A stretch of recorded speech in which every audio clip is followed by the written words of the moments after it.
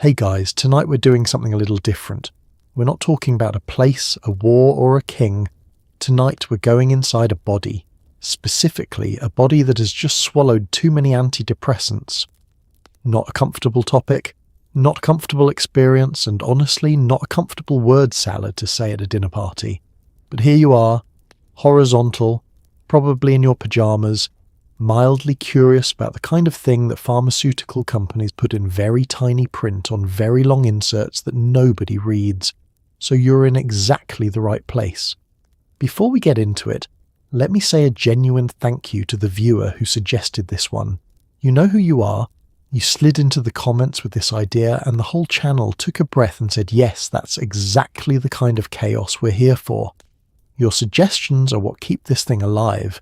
If you enjoy what I do here, please like the video and subscribe, but only if you actually mean it. No pressure. This channel is also on Spotify now, so if you prefer to drift off without staring at a screen, the link is in the description. Go find it when you're less sleepy. Okay, dim the lights, put a fan on if you've got one, pull the blanket up, get horizontal, get semi-conscious, and let your body settle into whatever position it has decided is acceptable tonight. Now, before we begin, let's sit with a few questions. Have you ever wondered what actually happens inside a brain when the chemistry goes sideways? Like, what does serotonin actually do when there's suddenly a catastrophic surplus of it? Would you even know something was wrong, or would you just feel a little odd and assume you'd eaten something questionable?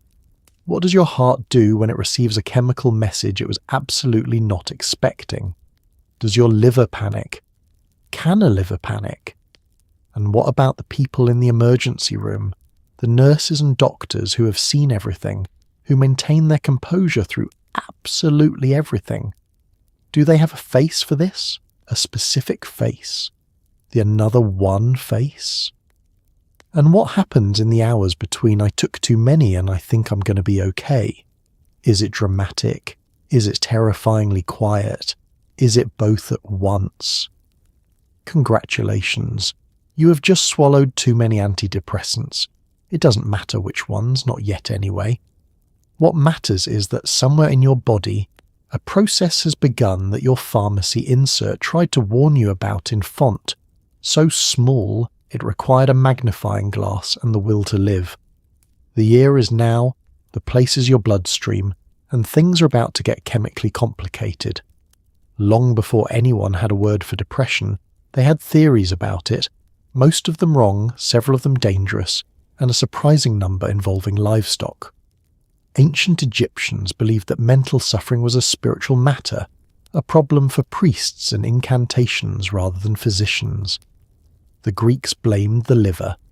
Hippocrates, bless him, blamed an excess of black bile, which he called melancholia, from the Greek words for black and bile, which is not the most poetic diagnosis in medical history, but was at least an attempt at physiology. For the next 2,000 years, the treatment of what we would now call depression ranged from herbal teas and morning walks to cold baths, bleeding, restraints, and long conversations with clergy. Nobody was doing especially well at this. The Romans, who inherited Greek medicine the way you inherit a used couch, added their own contributions. Seleucus, writing in the 1st century, recommended a combination of wine, travel, and regular conversation, which is honestly not the worst advice anyone has ever given, and which would be perfectly at home in a modern wellness newsletter. Galen, who dominated medical thinking for roughly 1,500 years longer than he probably deserved to, believed that the uterus was responsible for emotional disturbance in women, a theory called hysteria, from the Greek word for uterus, that would hang around medicine like a bad smell for the better part of 2 millennia. The medieval period brought religious frameworks that were genuinely well-meaning and medically useless. Depression, to the extent that it was recognized at all as something separate from spiritual failing, was treated with prayer, pilgrimage, and the laying on of hands. If you were lucky, a monastery might offer rest and food, which helped more than the theology but for different reasons. If you were unlucky, you might be subjected to exorcism, which helped no one, or confinement, which made everything worse. The 17th and 18th centuries produced a more systematic approach to the question, which mostly meant that people wrote longer books about it without getting any closer to an answer. Robert Burton's Anatomy of Melancholy, published in 1621, ran to over 1,000 pages and covered everything from the role of diet to the influence of the stars. And while it is a remarkable work of prose and a genuine document of human suffering, it did not produce a single actionable clinical recommendation. Burton himself suffered from what he was describing, which lends the work a particular weight, but didn't improve its therapeutic utility. The 19th century produced asylums, which were built with a genuine intention of providing humane care and quickly became something considerably grimmer. Confinement, cold water treatments, and various electrical interventions were applied with the optimism of people who believed they were doing something, and the ignorance of people who had no way of knowing they weren't. Patients were observed and catalogued with increasing scientific precision. Their suffering was documented in extraordinary clinical detail. The treatments remained largely ineffective. And then the 20th century arrived, and something actually changed. Not quickly, not cleanly, not without enormous detours and wrong turns, but genuinely changed. The development of psychoanalysis offered a framework for understanding psychological distress as something that could be talked about, examined, and potentially addressed without drilling holes in anyone's skull. The introduction of electroconvulsive therapy in the 1930s was controversial and often misapplied but genuinely effective for certain severe cases. And then, in the 1950s, researchers studying tuberculosis drugs discovered something that would change the field entirely, which is the next stop on this particular tour of things that were not supposed to happen but happened anyway. What the history of treating sadness teaches you, if you read enough of it, is that the desire to help was always there. The capacity to help lagged behind by about 2,000 years. That gap between intention and ability is, in its own way, a kind of institutional tragedy. Also a cautionary tale about what happens when confident people apply confident solutions to problems they do not yet understand. That part has not entirely resolved. The word antidepressant makes it sound like a simple transaction, a thing that is against depression, the way a raincoat is against rain. You put it on, and the depression stops landing on you. But the reality is considerably more complicated, and the word covers an entire category of drugs that work through entirely different mechanisms, target entirely different neurotransmitters, and produce entirely different effects when things go wrong.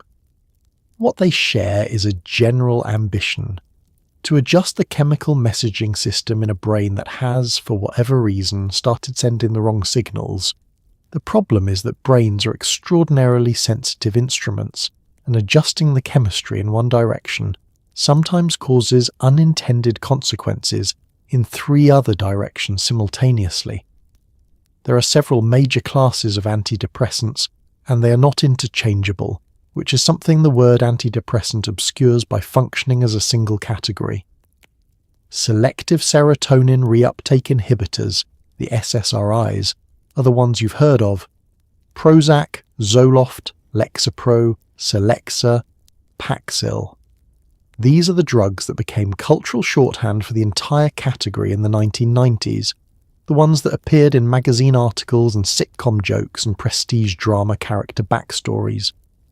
They work primarily by increasing serotonin availability in the spaces between neurons. They are, by the standards of their predecessors, relatively safe in overdose, relatively being the operative word. Then there are the serotonin norepinephrine reuptake inhibitors, the SNRIs, which add norepinephrine to the mix, venlafaxine, duloxetine, desvenlafaxine. These affect not just serotonin but also the norepinephrine system, which is involved in alertness, energy, and the fight or flight response. In Overdose, the norepinephrine component adds cardiovascular complications to the picture that pure serotonin excess doesn't produce on its own. Then there are the tricyclics, the older generation, the ones that predate the SSRIs by several decades. These are named for their molecular structure and distinguished by their effectiveness, their range of uses, and their extraordinary toxicity at high doses. A normal therapeutic dose is a small number of milligrams. The distance between therapeutic and fatal is uncomfortably short.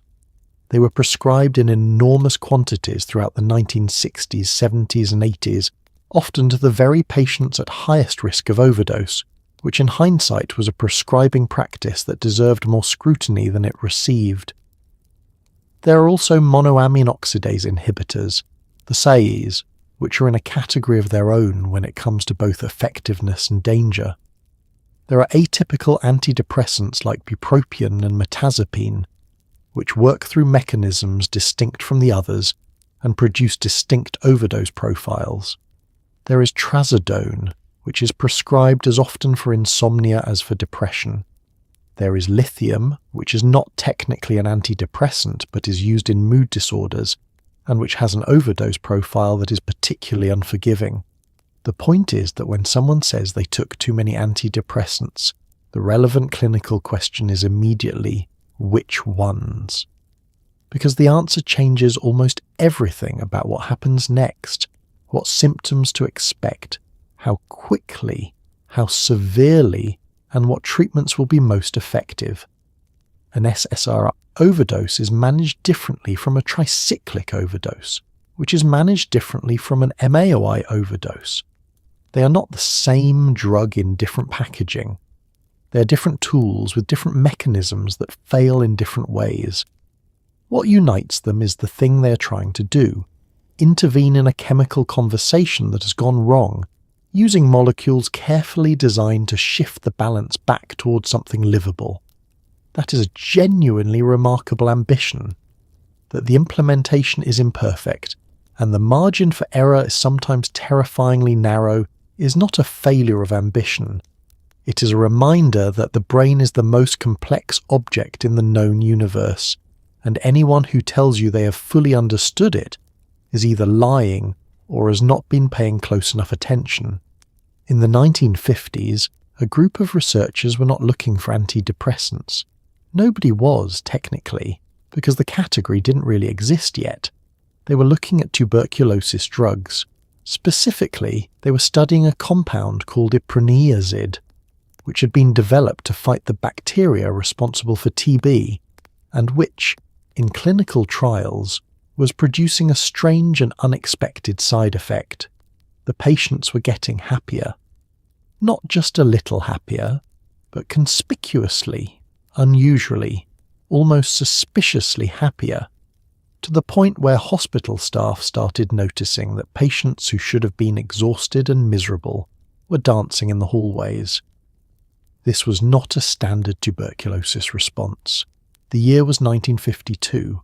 The patients were at Seaview Hospital on Staten Island, a tuberculosis sanatorium that had been dealing with the disease the way everyone was dealing with it in that era, which is to say imperfectly, with a great deal of fresh air, bed rest, and increasingly desperate pharmacological experimentation.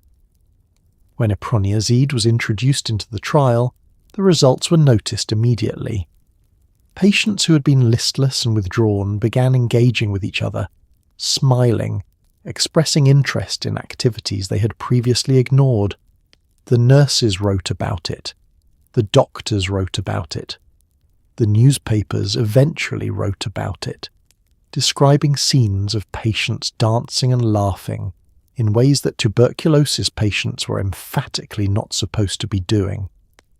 The mechanism was not immediately understood, but researchers eventually traced it to the drug's inhibition of an enzyme called monoamine oxidase, which is responsible for breaking down neurotransmitters, including serotonin, dopamine, and norepinephrine. Block the enzyme, and those neurotransmitters accumulate. That was iproniazid's unintended second job, the one nobody asked for and everyone found interesting. At almost exactly the same time, a Swiss psychiatrist named Roland Kuhn was investigating a different compound, imipramine, which had been developed as a potential antipsychotic by the pharmaceutical company Geigy. Kuhn tested it on patients with schizophrenia and found it didn't work particularly well for that purpose. But among the patients he tested, those who had depression alongside their other symptoms showed marked improvement. He reported his findings in 1957. Imipramine became the first tricyclic antidepressant and the beginning of a class of drugs that would dominate the treatment of depression for the next 30 years. Both of these discoveries share something in common beyond their accidental nature. Neither was found by someone who set out to solve the problem of depression. Both were byproducts of research aimed elsewhere, discoveries made by researchers curious enough to follow an unexpected observation rather than ignore it in favour of the original experimental question. This is, it turns out, how a great deal of medicine actually works, less by systematic conquest of a target and more by following up on things that shouldn't be happening but are. The 1960s brought the tricyclics into widespread clinical use, and for the first time in the history of medicine, there was something that could genuinely be prescribed for depression, and that reliably helped a meaningful proportion of the people who took it. This was transformative. It changed how psychiatry understood itself, how patients understood their own suffering, and how the wider culture understood the relationship between brain chemistry and emotional life. Depression began, slowly, to be talked about as an illness rather than a character failing. The shadow side of this progress was the toxicity problem. Imipramine and its successors worked. They also killed people in overdose efficiently, at doses that were only slightly higher than the prescribed amount. The same decade that produced the first effective antidepressants also produced the first wave of antidepressant overdose deaths, progress and its unintended consequences, arriving together as they so often do and leaving it to the next generation to figure out what to do about both. If you've heard anything at all about antidepressants, you've heard about serotonin. It's the chemical that gets all the press, the mascot of the modern mood disorder conversation, the thing that wellness brands slap on candles and tote bags as if it were a decorating theme. Serotonin, we're told, is the happiness chemical. Take more of it and you feel better. Take too little of it and you feel worse. This is, strictly speaking, an enormous oversimplification that would make a neuroscientist wince visibly across a crowded room. But it's not entirely wrong either, which is what makes it such a durable myth. Serotonin is a neurotransmitter, meaning it is a chemical messenger that carries signals between neurons, and it does appear to play a role in mood, sleep, appetite, and the general sense that life is worth the effort of continuing. The story of how serotonin became the official mascot of depression is partly a story of pharmaceutical marketing and partly a story of scientific convenience. In the 1960s, a researcher named Joseph Schildkraut proposed what became known as the monoamine hypothesis of depression, which suggested that low levels of monoamine neurotransmitters, particularly norepinephrine, were responsible for depressive symptoms. Serotonin was added to the theory over subsequent years, and by the time SSRIs arrived in the 1980s and needed a marketing narrative, the serotonin deficiency theory was ready and waiting, simple enough to explain to patients, plausible enough to satisfy curious doctors, and unprovable enough to resist easy refutation. Here is what is actually known about serotonin. There are approximately 40 million neurons in the human brain that use serotonin as a messenger, a small fraction of the roughly 86 billion total. These neurons originate primarily in a region of the brainstem called the Rafe nuclei and project their signals throughout the brain. Serotonin is involved in the regulation of mood, but also in sleep, appetite, pain perception, thermoregulation, and an array of other physiological functions that have nothing to do with whether you feel happy. 90% of the body's serotonin, incidentally, is located in the gut rather than the brain. where it plays a role in regulating intestinal movement, which is why antidepressants frequently cause gastrointestinal side effects, and also why the gut-brain connection is a more literal thing than most people realise. What serotonin does in excess is as important to understand as what it does in normal quantities, because this is precisely the situation that an overdose creates. When serotonin accumulates beyond the range the system was designed to handle, the receptors that respond to it begin to fire in ways that are disorganized and uncontrolled. There are 14 known types of serotonin receptors, each with its own function and its own threshold for overstimulation. When multiple receptor types are simultaneously flooded, the result is not simply more of the normal serotonin effect. It is something qualitatively different and considerably less pleasant, a signal that has stopped being a message and started being noise. The fever, the tremors, the agitation, the muscle rigidity of serotonin syndrome are not caused by serotonin being a bad molecule that wants to cause harm. They are caused by a system that evolved to function within a particular range being forced outside it. The molecule is doing what it was always designed to do. There is simply too much of it, in too many places, stimulating too many receptors at once, and the body's capacity to regulate the outcome has been overwhelmed. This is the fundamental irony of the serotonin overdose story. The drug was taken because serotonin was not doing enough. It was taken to feel better, to think more clearly, to access something that illness had put out of reach. And then, in excess, the same molecule that was supposed to help becomes the mechanism of the crisis. Not because anyone made a terrible decision, necessarily, but because biology is specific. Dosing matters enormously, and the margin between therapeutic and harmful is a real thing with real consequences that the wellness industry, in its enthusiasm for the happiness molecule narrative, tends to leave out of the conversation entirely.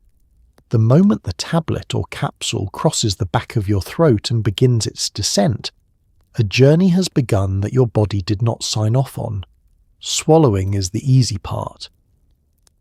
The first stop is the stomach, where the coating of the pill begins to dissolve, releasing its contents into an environment that is, to put it gently, hostile. Stomach acid is not interested in your reasons. It does not distinguish between a helpful dose and an unhelpful one. It simply begins the work of breaking things down, which it is very good at, and passes what remains into the small intestine, where absorption begins in earnest. This process takes somewhere between 30 minutes and 2 hours depending on what you've eaten, how quickly your stomach empties, and the specific formulation of whatever you've taken. Extended release formulations were developed specifically to slow this process, delivering the drug gradually over 12 or 24 hours rather than all at once. This is enormously useful in therapeutic dosing, producing steadier blood levels and fewer peaks and troughs in drug concentration. In overdose, it is both a complication and, in some ways, a mercy. The complication is that the full effect of an extended release overdose may not be apparent for many hours, making early clinical assessment misleading. The mercy is that the slower release gives medical intervention more time to work. You have a window.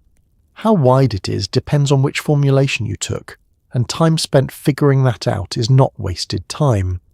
Once absorption begins in the small intestine, the drug molecules cross the intestinal wall and enter the portal circulation, a network of blood vessels that carries nutrients and absorbs substances directly to the liver. This is the first pass effect in action, the liver getting the first look at everything that comes through the gut. In a therapeutic dose, the liver processes a predictable quantity, and the remainder reaches the general circulation at a concentration that produces the intended effect. In an overdose, the liver processes as much as it can, which is still a finite amount in a given period of time, and the excess flows on. The drug is now in the bloodstream. It circulates. It reaches the brain. crossing the blood-brain barrier, which is a selective and protective membrane around the central nervous system that keeps many substances out but allows others through, including most antidepressants, by design. The drug binds to its target receptors or transporter proteins. The chemical conversation in the brain begins to change. How quickly this registers as symptoms depends on the drug's potency, the dose, the individual's metabolism, and a range of variables that make the relationship between ingestion and effect something that cannot be precisely predicted for any individual in any specific situation. The kidneys, meanwhile, have noted the increased workload. They are filtering the blood continuously, capturing drug molecules and their metabolites and preparing them for excretion in urine. This is the body's effort to clear the substance, working at its natural pace, which is steady but not rapid enough to outrun an overdose. Dialysis, in some severe cases, is used to assist this process for drugs that can be cleared by that method, though not all antidepressants can be effectively removed this way. The clock that started when you swallowed is now running. The body's doing everything it knows how to do in response to a challenge. It was not designed to handle at this scale. Every system is involved. The gastrointestinal tract is trying to slow absorption. The liver is trying to process the load. The kidneys are trying to clear the output. The cardiovascular system is registering the increasing chemical load in the blood. The brain is receiving signals it cannot fully interpret. And somewhere in all of this chemistry, a person is beginning to notice that something is not right. Maybe it is nausea. Maybe it is a racing heartbeat. Maybe it is a strange clarity, or a strange fog, or neither, just a feeling of something having shifted that is hard to name and impossible to ignore. The clock is running, the chemistry is already in motion. Of all the organs that will be inconvenienced by an antidepressant overdose, the liver has perhaps the most thankless job. It is the body's chemical processing facility, the thing that receives everything absorbed from the gut and decides what gets to continue on to the general circulation and what gets broken down first. This process is called first-pass metabolism, and it exists precisely to reduce the impact of substances before they reach the rest of the body. In a normal dose, the liver handles this quietly, competently, without complaint. In an overdose, it is suddenly dealing with a quantity of drug it was not designed to process on this timeline, and it does its best. But its best is not always enough, and the excess moves on. The liver is a remarkably capable organ. It is the largest internal organ in the human body, weighing roughly 1.5 kilograms in an average adult, and it performs over 500 distinct functions. It metabolizes drugs, hormones, and toxins. It produces proteins essential for blood clotting. It stores glycogen for energy. It makes bile for digestion. It filters the blood continuously, intercepting substances that should not reach the general circulation and breaking them down into forms that can be safely excreted.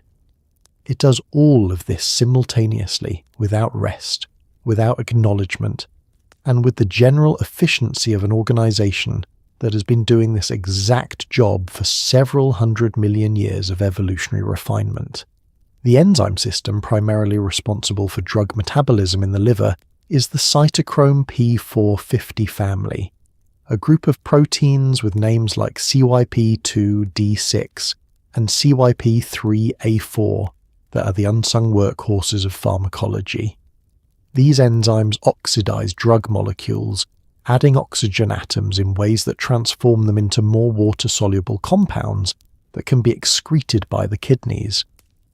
Different drugs are metabolized by different cytochrome enzymes, and individuals vary in how active their particular versions of these enzymes are, which is why the same dose of the same drug produces different blood levels in different people, and why pharmacogenomics, the study of how genetics affects drug response, is an increasingly important field.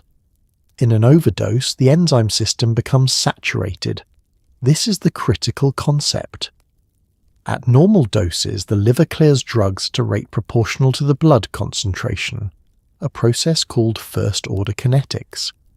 Above a certain concentration, the enzymes are all occupied simultaneously and can process no more than a fixed amount per unit of time, regardless of how much drug is present. This is zero-order kinetics, and it is the point at which the liver's capacity to protect the body has reached its ceiling. Everything above that ceiling flows freely into the circulation.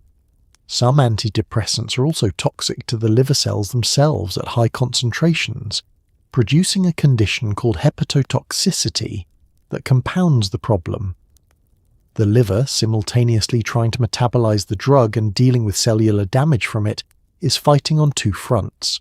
Liver enzyme tests in the emergency department blood work tell the story. Elevated ALT and AST, the proteins that leak from damaged liver cells, signal that the organ is not just overwhelmed but injured. The liver does not complain. It does not send distress signals in any form you would consciously notice. Its distress is visible only in blood tests, readable only by people who know what to look for. This is both a biological reality and a slightly unfair characteristic of an organ that is working harder than anything else in the body to manage a situation it did not create.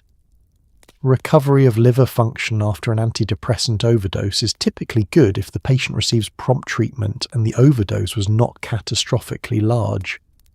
The liver is an organ of considerable resilience, capable of regenerating damaged tissue in ways that most organs cannot. But it does this on its own schedule, and that schedule is not negotiable. Selective serotonin reuptake inhibitors are the most commonly prescribed antidepressants in the world, and their mechanism is, at least on the surface, relatively elegant.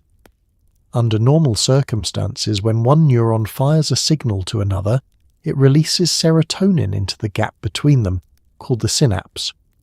The receiving neuron picks up what it needs, and the sending neuron reabsorbs the rest, tidying up the synapse for the next message.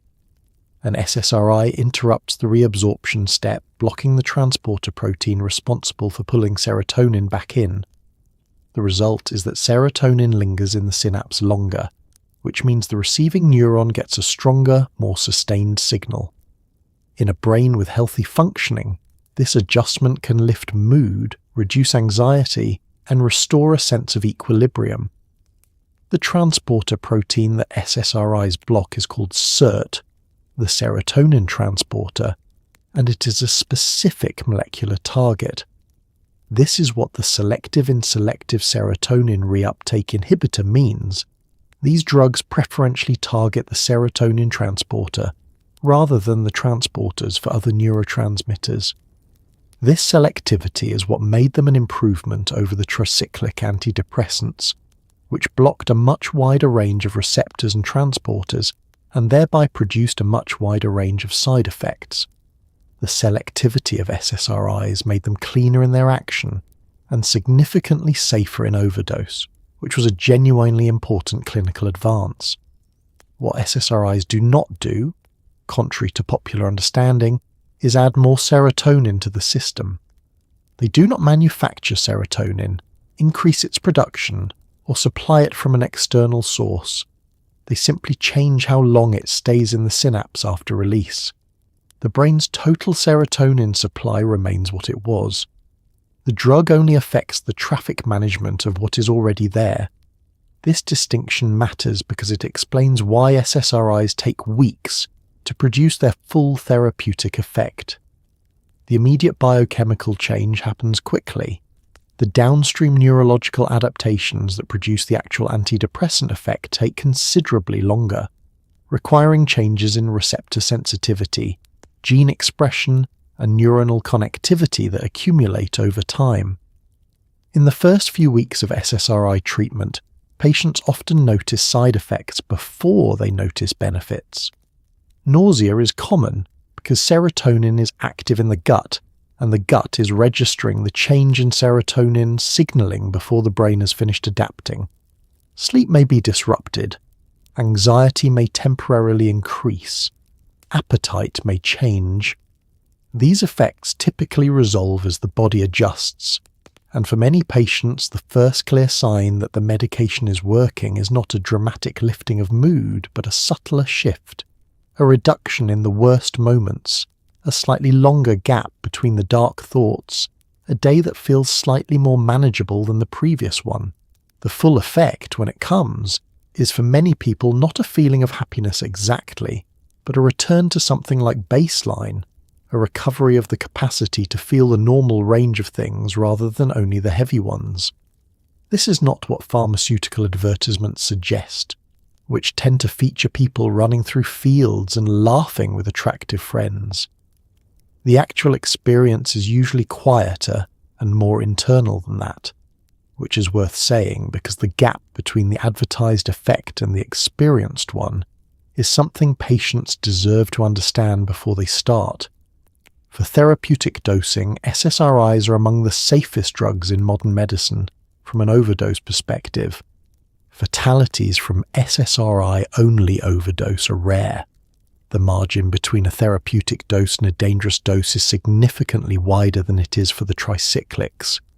This was by design, and it represents one of the genuine successes of mid-20th century pharmacological development, creating a class of drugs that could help people manage serious illnesses without providing them with an efficient means of ending their lives. In combination with other drugs, or in very large quantities, that safety margin narrows considerably. But taken alone, in the amounts that would constitute a typical overdose, SSRIs are more likely to produce an unpleasant several hours than a life-threatening emergency. That does not mean they should be taken lightly, and it does not mean the emergency room is not the right destination. It means the probability of surviving is, on balance, better than it is for a number of other things you could swallow in distress. The moment at which an overdose crosses from an unusually large dose to a medical emergency is not always obvious, and this is one of the genuinely terrifying things about it. The symptoms can begin quietly. There's often nausea first, the stomach registering an objection in the only language it speaks, then dizziness, a sense that the room has become slightly uncertain of its own position. The heart may begin to race, not dramatically at first, just a quickening that might be dismissed as anxiety about having made a mistake. The nervous system is beginning to receive more chemical stimulation than it was designed to handle, and it is responding the way any system does when pushed past its limits, with increasing disorder, escalating signals, and the physiological equivalent of trying to shout over itself. The autonomic nervous system is the division of the nervous system responsible for involuntary functions, the ones you do not consciously direct: heartbeat, breathing rate, digestion, pupil dilation, sweating. It has two branches: the sympathetic, which activates in response to stress or threat, the fight or flight system, and the parasympathetic, which governs rest and recovery. In an antidepressant overdose, particularly one involving serotonin excess, the autonomic nervous system begins to lose its normal regulation. The sympathetic branch may dominate, producing rapid heart rate, elevated blood pressure, sweating, and the particular quality of alert agitation that the body reserves for situations where it believes something is actively wrong. The pupils dilate. This is called mydriasis, and it happens because the sympathetic nervous system controls the muscles that widen the pupil in response to perceived threat or stimulation. In a clinical examination of an overdose patient, pupil size and reactivity are assessed early and carefully because they are a window into what the autonomic nervous system is doing. Fixed and dilated pupils suggest severe central nervous system depression. Dilated but reactive pupils suggest sympathetic stimulation. Each tells a different story about what is happening inside. Muscle tone begins to change. In serotonin-related overdoses, the muscles may become hyperreflexive, responding to stimulus more dramatically than they should. The knee-jerk reflex, produced in a normal examination by tapping just below the kneecap becomes exaggerated. In severe cases, clonus develops a rhythmic involuntary oscillation of a muscle group that is triggered by stretching and refuses to stop. This is not a comfortable symptom, and it is a significant clinical sign indicating that the neuromuscular system is being driven beyond its normal operating parameters. The mental state changes too, and this is perhaps the most disorienting aspect for the person experiencing it. Confusion is common.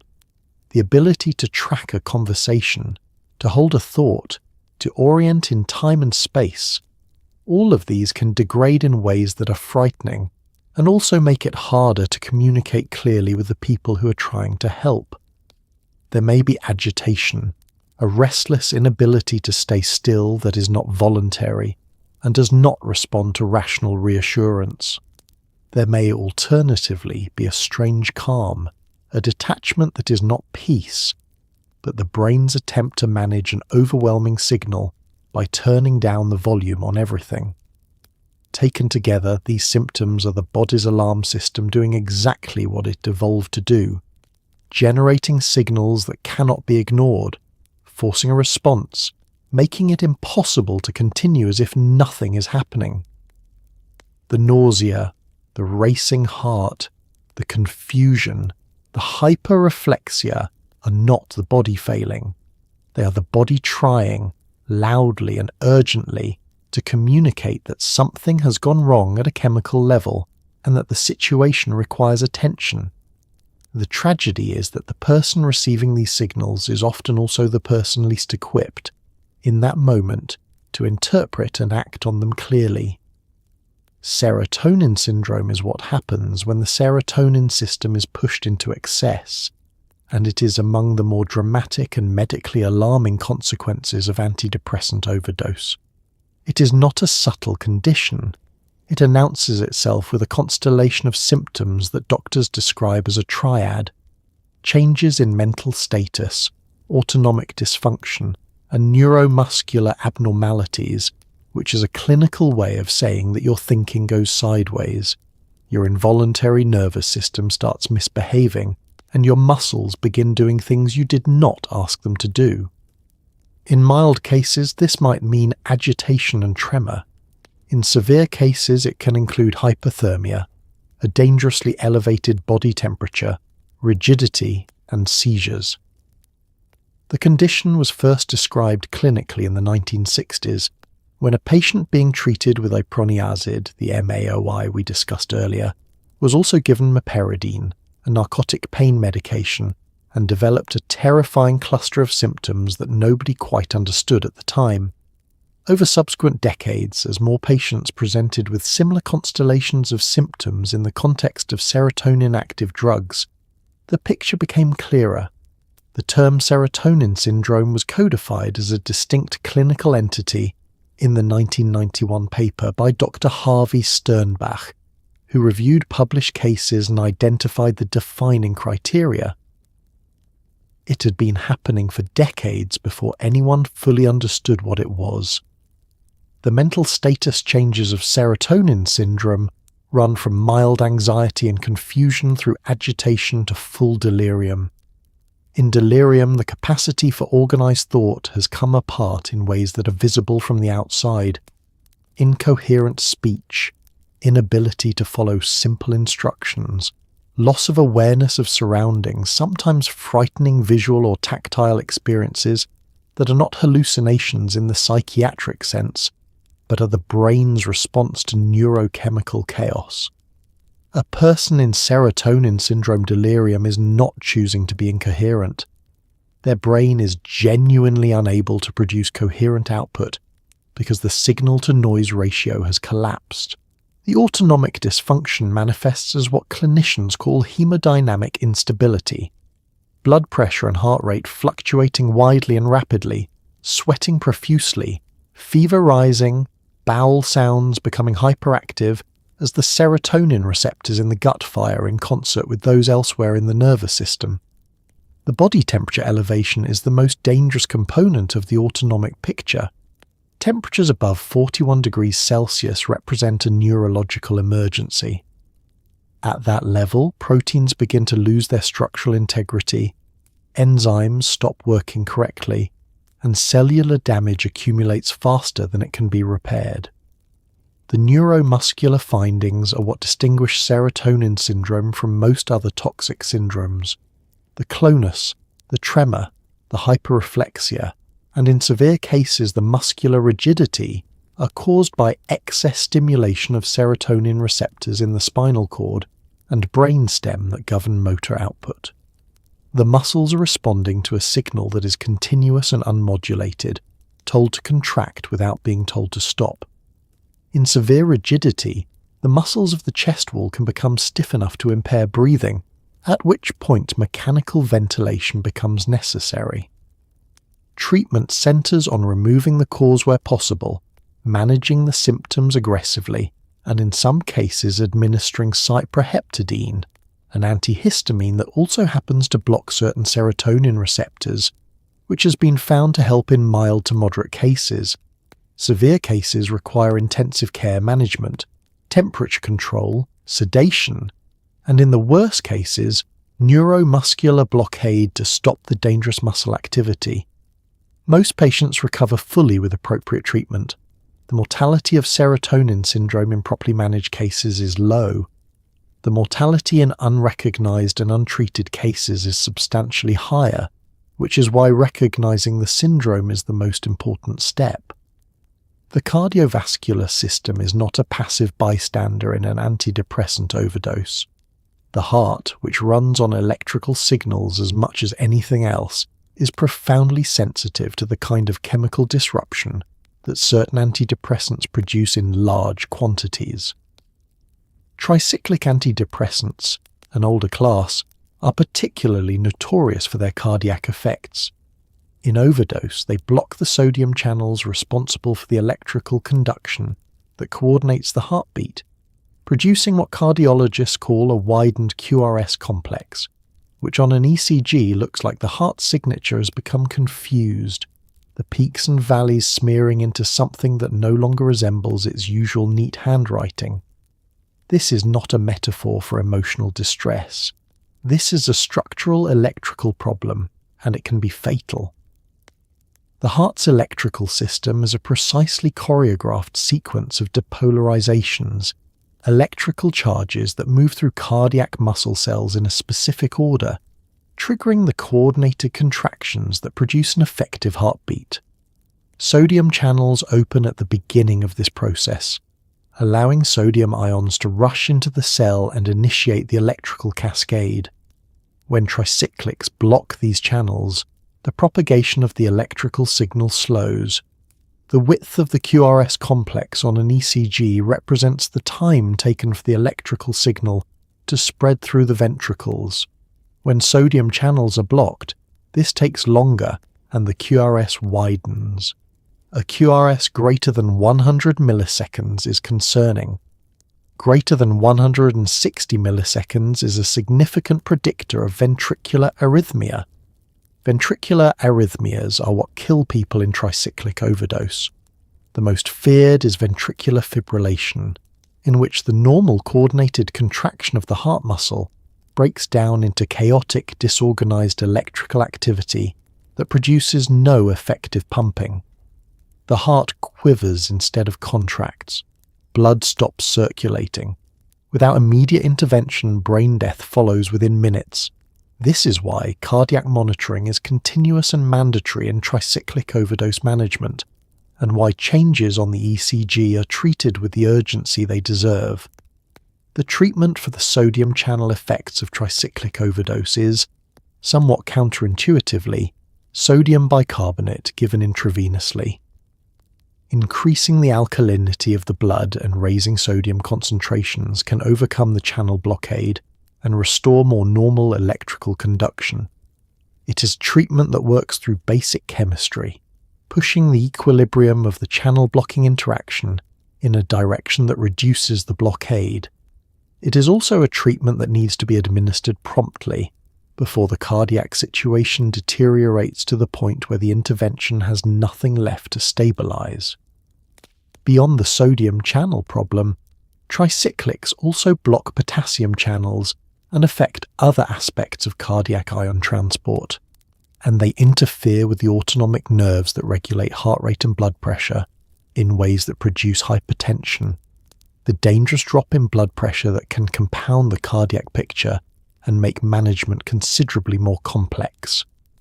A patient with a falling blood pressure and a widening QRS in the context of a tricyclic overdose is a patient whose clinical situation is changing faster than is comfortable, and the team managing them knows this. The ECG machine in the corner of the emergency room bay, attached to the patient by sticky electrode patches and humming quietly, is not decoration. It is a continuous window into the electrical life of an organ that is being chemically challenged in real time, and the team watching its output is paying attention to every millisecond of every waveform, looking for the changes that indicate the challenge is winning. Before SSRIs arrived in the late 1980s and rendered themselves ubiquitous, the antidepressants of choice were the tricyclics, a class named for their three-ring molecular structure and distinguished by their effectiveness, their broad range of uses, and their extraordinary toxicity and overdose. Amitriptyline, imipramine, nortriptyline. These were the drugs of mid-century psychiatry, the ones prescribed in the era before anyone fully appreciated that a medication's margin between therapeutic and lethal dose was something worth thinking about carefully. A normal daily dose of a tricyclic is measured in tens of milligrams. A fatal dose can be only 5 to 10 times that amount. In a world where patients with depression were being handed 30-day supplies of a drug that required only 3 days' worth to kill them, this was, in hindsight, a significant oversight. The tricyclics were not designed with this problem in mind because the problem was not understood when they were designed. Imipramine emerged in the late 1950s as the first of the class, and it worked. It worked for depression, for anxiety, for panic disorder, for bedwetting in children, for chronic pain, for migraine prevention. The breadth of its utility was part of what made it so widely prescribed, and the wide prescription was part of what made the overdose problem so significant. By the 1970s, tricyclic overdose had become one of the leading causes of death from pharmaceutical poisoning in the developed world. What makes tricyclics so dangerous in overdose is the convergence of multiple toxic mechanisms acting simultaneously. The sodium channel blockade produces the cardiac effects described in the previous segment. Anticholinergic effects, produced by blockade of muscarinic receptors, cause dry mouth, urinary retention, tachycardia, confusion, and the specific kind of delirium that emergency physicians call the hot, dry, blind, red, and mad presentation, referring to the elevated temperature, dry skin, dilated pupils, flushed skin, and agitated confusion that characterize it. Alpha-adrenergic blockade causes dangerous vasodilation and the resulting drop in blood pressure. Central nervous system depression produces sedation, coma, and respiratory suppression. Each of these mechanisms would be a serious clinical problem in isolation. In combination, they interact in ways that complicate management at every step. Treating the hypertension requires careful fluid management that must not overload a heart already struggling electrically. Treating the agitation with sedation must be done without further suppressing already compromised respiratory function. The anticholinergic confusion makes it difficult to assess the patient's neurological status accurately. Despite all of this, the tricyclics are still prescribed. They have not been replaced entirely by SSRIs, because for certain conditions and certain patients, they remain superior. They are used at lower doses for chronic pain management. They are used in patients who have not responded to first-line antidepressants. They are used for migraine prevention and for sleep.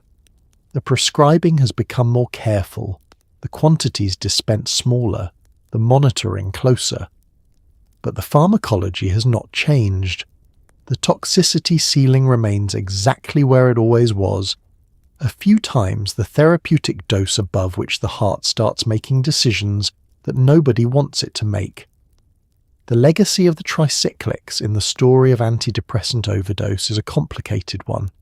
They represent the period when effective treatment for depression was first possible, when genuine help was available for people who had previously had no recourse. They also represent a period when the help came with a built-in hazard that took decades to fully appreciate, and that cost lives in numbers that are still not well quantified. Both of these things are true simultaneously, progress and its shadow as ever arriving together. The emergency room is a specific kind of purgatory, designed neither for comfort nor for contemplation, lit in a way that makes everyone look slightly unwell even when they're not, and staffed by people who have seen everything and are therefore very difficult to impress. When someone arrives with the suspected antidepressant overdose, the intake process begins immediately and without ceremony. Vital signs first: blood pressure, heart rate, oxygen saturation, temperature. These 4 numbers tell the team a great deal about what they're dealing with and how quickly they need to move. An elevated heart rate might mean stimulation of the sympathetic nervous system. A low blood pressure might mean the drug has begun interfering with cardiovascular function. A high temperature might mean serotonin syndrome is developing. The story of what is happening inside you is already being told in the language of numbers. The triage nurse records the chief complaint, the time of ingestion if known, the substance, the amount, and the patient's current level of alertness and cooperation. This last variable matters clinically and practically. A patient who can answer questions clearly, who knows where they are, who can describe their symptoms accurately, is in a fundamentally different situation from a patient who cannot maintain consciousness, cannot respond appropriately to simple questions, or who is agitated to the point of being unable to cooperate with examination. The Glasgow Coma Scale, a tool that scores eye-opening, verbal response and motor response on a 15-point scale, is used to quantify that difference in a way that is communicable between clinicians and trackable over time. An IV line goes in. 2, if the situation suggests it might be needed. The peripheral veins of the antecubital fossa, the inside of the elbow, are the standard first choice. Blood is drawn simultaneously for the metabolic panel, the liver function tests, the complete blood count, the drug levels, and whatever else the treating physician has ordered. The blood will travel to the laboratory in tubes colour-coded by additive, each type designed to preserve different components for different analyses. Results will begin returning within 30 minutes. Cardiac monitoring is attached. Sticky electrode patches go on the chest, left shoulder, left lower rib, right lower rib, and specific positions on the precordium. The leads connect to a monitor that displays the ECG in real time and alarms for abnormal rhythms. For tricyclic or other cardiotoxic overdoses, this monitor is the most important piece of equipment in the room, and the physician checks the waveform early and frequently. The patient may be confused about where they are and why. They may be frightened. They may be deeply sedated. They may be agitated and resistant to the placement of monitoring equipment and IV lines. They may be cooperative and ashamed in equal parts. The clinical picture and the emotional picture are both present simultaneously in the same bed, and the emergency team is attending to both, the physiology with protocols and equipment and training, and the person with whatever quiet steadiness is available in a room that is not designed for quiet. Poison control is contacted in most jurisdictions, either by the clinical team or automatically through the triage process. Poison control centres maintain specialists in clinical toxicology who can advise on management of specific ingestions, help quantify risk based on substance and dose, and recommend interventions that the treating team may not encounter frequently enough to have at top of mind. A clinical toxicologist on the phone is not a luxury.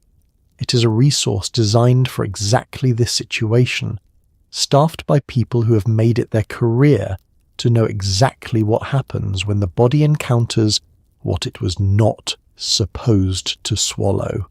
One of the older and more counterintuitive tools in the overdose management arsenal is activated charcoal, a substance that sounds like something from a wellness spa trend, and is in fact a legitimate and effective emergency intervention. Activated charcoal is not the same as the charcoal in a barbecue grill. It is carbon that has been treated to create an enormous internal surface area, riddled with tiny pores that adsorb, meaning physically bind to, many different kinds of molecules. When administered orally soon after an ingestion, it can bind to drug molecules in the stomach and intestine before they are fully absorbed, reducing the total amount that makes it into the bloodstream.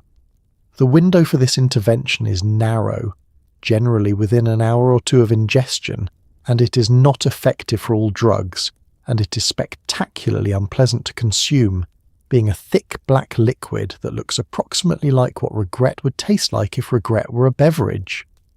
The history of activated charcoal in medicine predates the era of antidepressants by several decades.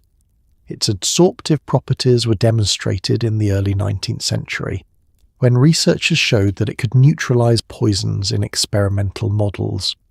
By the mid-20th century, it was being used routinely in overdose management, and it remains a standard intervention today for ingestions where it is appropriate and where sufficient time has not elapsed to make it pointless.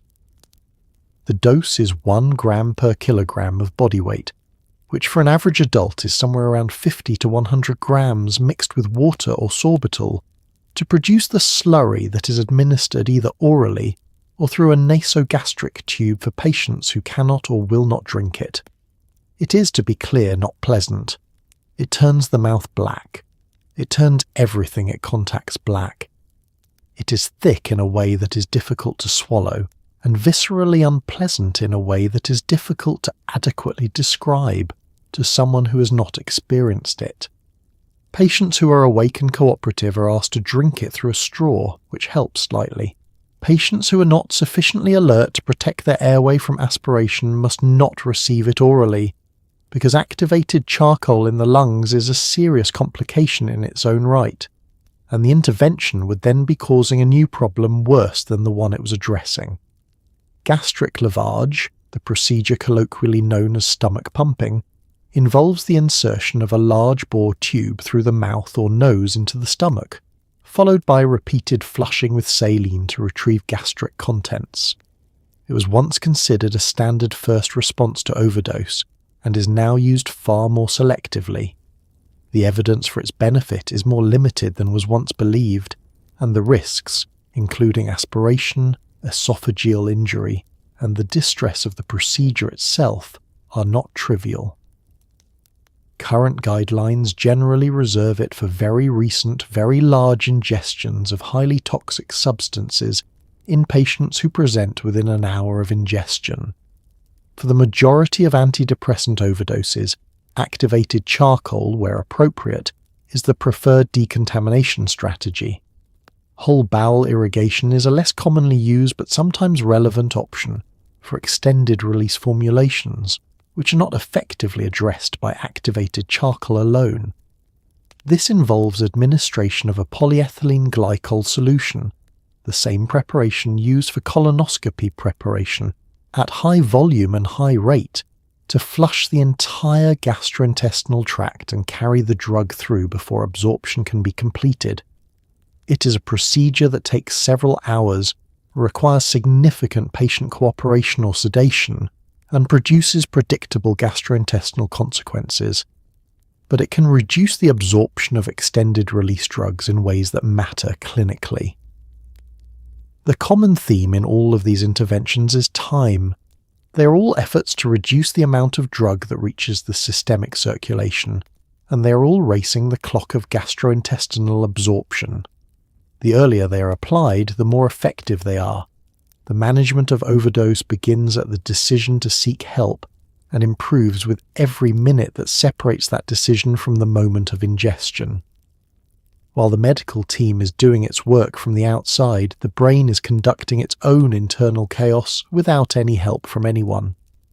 The frontal lobe, responsible for executive function, decision-making, and the kind of organized thinking that allows you to form coherent sentences, is operating with diminished reliability.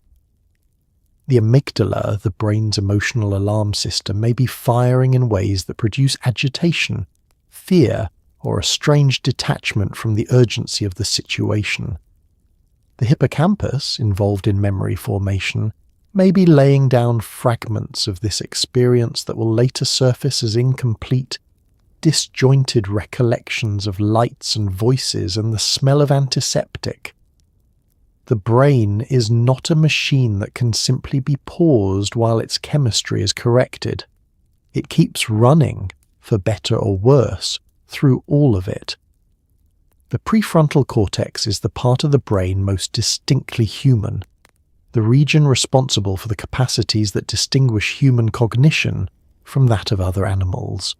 Abstract reasoning, planning, impulse control, social judgment, the ability to consider the future consequences of present actions. It is also among the most sensitive regions to disruption by drugs that alter neurotransmitter balance. Under the influence of an antidepressant overdose, the prefrontal cortex may lose its ability to moderate the responses of deeper, more primitive brain structures. The amygdala, unchecked, amplifies fear and agitation. The limbic system, the emotional core of the brain, runs without its usual top-down regulation.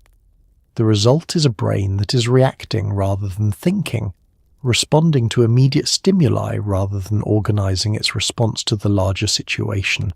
The cerebellum, which coordinates movement and balance, is disrupted by the same chemical changes, producing the unsteady gait, the tremor, the coordination problems that can accompany antidepressant overdose. The brainstem, which controls breathing, heart rate, and basic arousal, is affected by the drug concentrations circulating in the blood, and in serious overdose may begin to lose its regulatory capacity in ways that are life-threatening. Neuronal firing patterns are altered throughout the brain.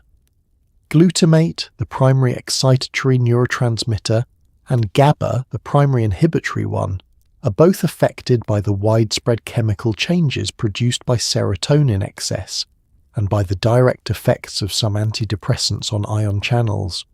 The balance between excitation and inhibition in neural networks is fundamental to normal brain function, and when it is disrupted, seizures become more likely. Seizures in the context of antidepressant overdose are most associated with bupropion, an atypical antidepressant that lowers the seizure threshold significantly in overdose, and with tricyclics, which produce seizures through their effects on sodium channels and on overall cortical excitability. The experience of altered consciousness is, from the inside, genuinely difficult to describe, partly because the instrument of description, the mind itself, is the thing that is altered.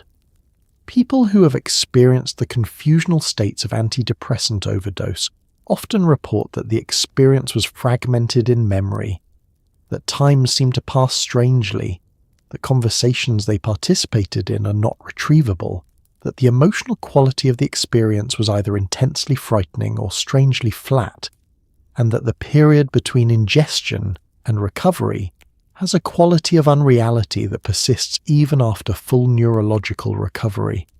None of this is permanent in the vast majority of cases. The brain, presented with the same resilience it brings to every other insult it survives, recovers as the drug is cleared and the chemistry returns to normal. The neurons resume their usual firing patterns, the transmitter balances restore themselves, the fog lifts. What remains is the memory of having been somewhere your mind does not entirely want to go back to, and the knowledge that the chemistry of your own brain is capable of becoming, under specific and terrible circumstances, the thing that was doing the damage. There is a particular kind of calm that experienced emergency department nurses develop over years of practice, a calm that is neither indifference nor detachment, but something more like a very practiced equanimity, the ability to remain fully present and fully competent in circumstances that would be shattering to most people. The nurse who draws your blood and connects your heart monitor and asks, in a tone that is entirely matter of fact, what you took and how much and when, has probably answered those same questions 1,000 times. The tone is deliberate, not cold, not warm, but steady. Steadiness, it turns out, is one of the most useful things one human being can offer another in a crisis, and it is underrated, and it is hard to maintain, and the nurses who manage it deserve considerably more credit than the world generally gives them. Emergency nursing is a specialty that selects for particular psychological characteristics. Among them, the ability to prioritize rapidly under uncertainty, the ability to maintain clinical accuracy while managing emotional complexity, and the ability to perform technically demanding procedures on patients who may be unconscious, combative, or deeply frightened. The technical skills of emergency nursing are considerable and well documented. The emotional skills are less often discussed and no less essential. The nurse in an overdose situation is frequently managing the patient, the family member or friend in the waiting room, the physician giving orders, the pharmacist on the phone, and their own internal response to the situation simultaneously. They are also often the person who sits at the bedside for the longest uninterrupted stretches, the one whose voice the patient hears most frequently, the one whose presence or absence in the room registers most immediately with the patient's sense of safety. Emergency nurses who work with overdose patients regularly develop what researchers who study moral distress in healthcare call a complex relationship with the population, an awareness of the patterns of crisis and return that characterizes severe mental illness, a frustration with systems that do not provide adequate mental health care between crises, and a genuine concern for patients that does not diminish with repetition, even when the circumstances do. The burnout rate in emergency nursing is high.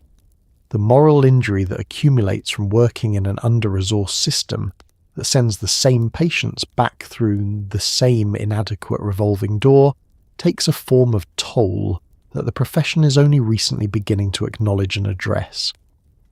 The nurse who is with you in that room chose this work. They went to school for it, sat exams for it, practiced the procedures until the procedures became automatic, so that in the moment when the procedures needed to happen automatically, they could attend to the patient rather than to the mechanics. When they check your pupils with a pen light, adjust the IV rate, record your vital signs on the chart, there is a competence in the motion that is the result of years of deliberate preparation for exactly this scenario. There is also, underneath the professionalism, a person who went home last night and made dinner and worried about something unrelated to medicine, a person who has probably, at some point, sat in a hospital waiting room themselves for reasons of their own. The clinical detachment is real and necessary and carefully maintained, but it is maintained, not intrinsic, and maintaining it over the course of a career spent in close proximity to the worst days of other people's lives is its own form of work, performed continuously and without acknowledgement by people who show up anyway. At some point in the hours following an overdose, a phone call happens. Sometimes it is made by a patient, sometimes by a nurse, sometimes by a social worker, sometimes by a well-meaning friend who has been sitting in a waiting room chair for 3 hours, eating vending machine crackers and trying not to catastrophize.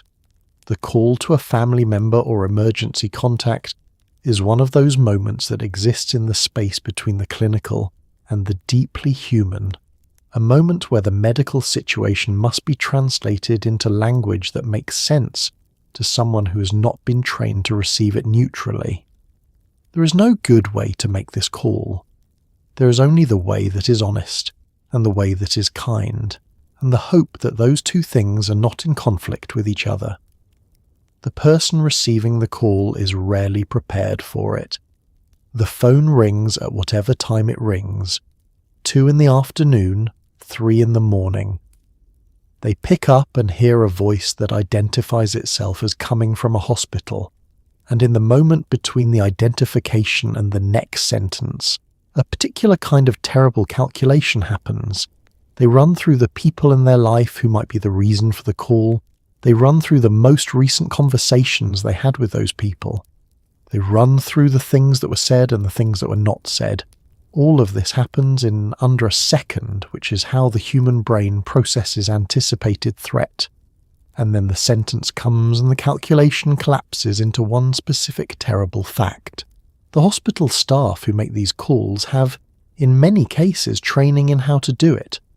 The training covers disclosure of information, management of the immediate emotional response, answers to the questions that are most commonly asked, and the information about visiting, about what to bring, about what to expect. The training does not cover everything, because nothing covers everything for a call of this type. Every family is different, every relationship is different, every history between the person in the hospital bed and the person on the other end of the line is different. Sometimes the person receiving the call is not surprised. Sometimes they have been waiting for something like this, carrying the knowledge of how precarious things were and the hope that precarious would not become this. When it does, the relief that the worst has not happened mixes with the terror that it very nearly did.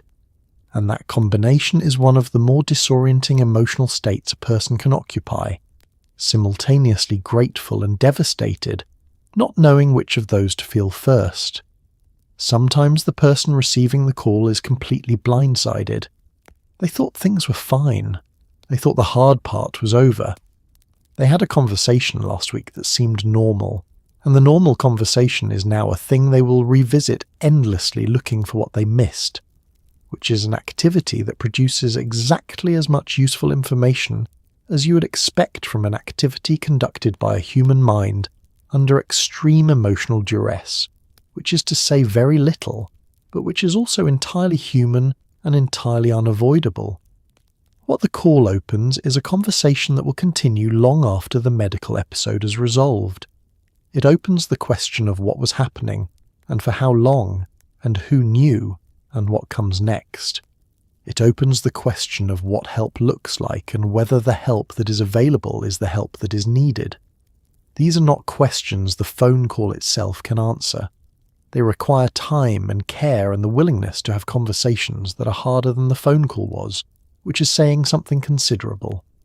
Monoamine oxidase inhibitors, mercifully shortened to MAOIs, occupy a unique position in the antidepressant pharmacopoeia. They are among the most effective medications ever developed for certain types of depression, and they are also the ones most likely to have dietary restrictions that read like a hostage negotiation.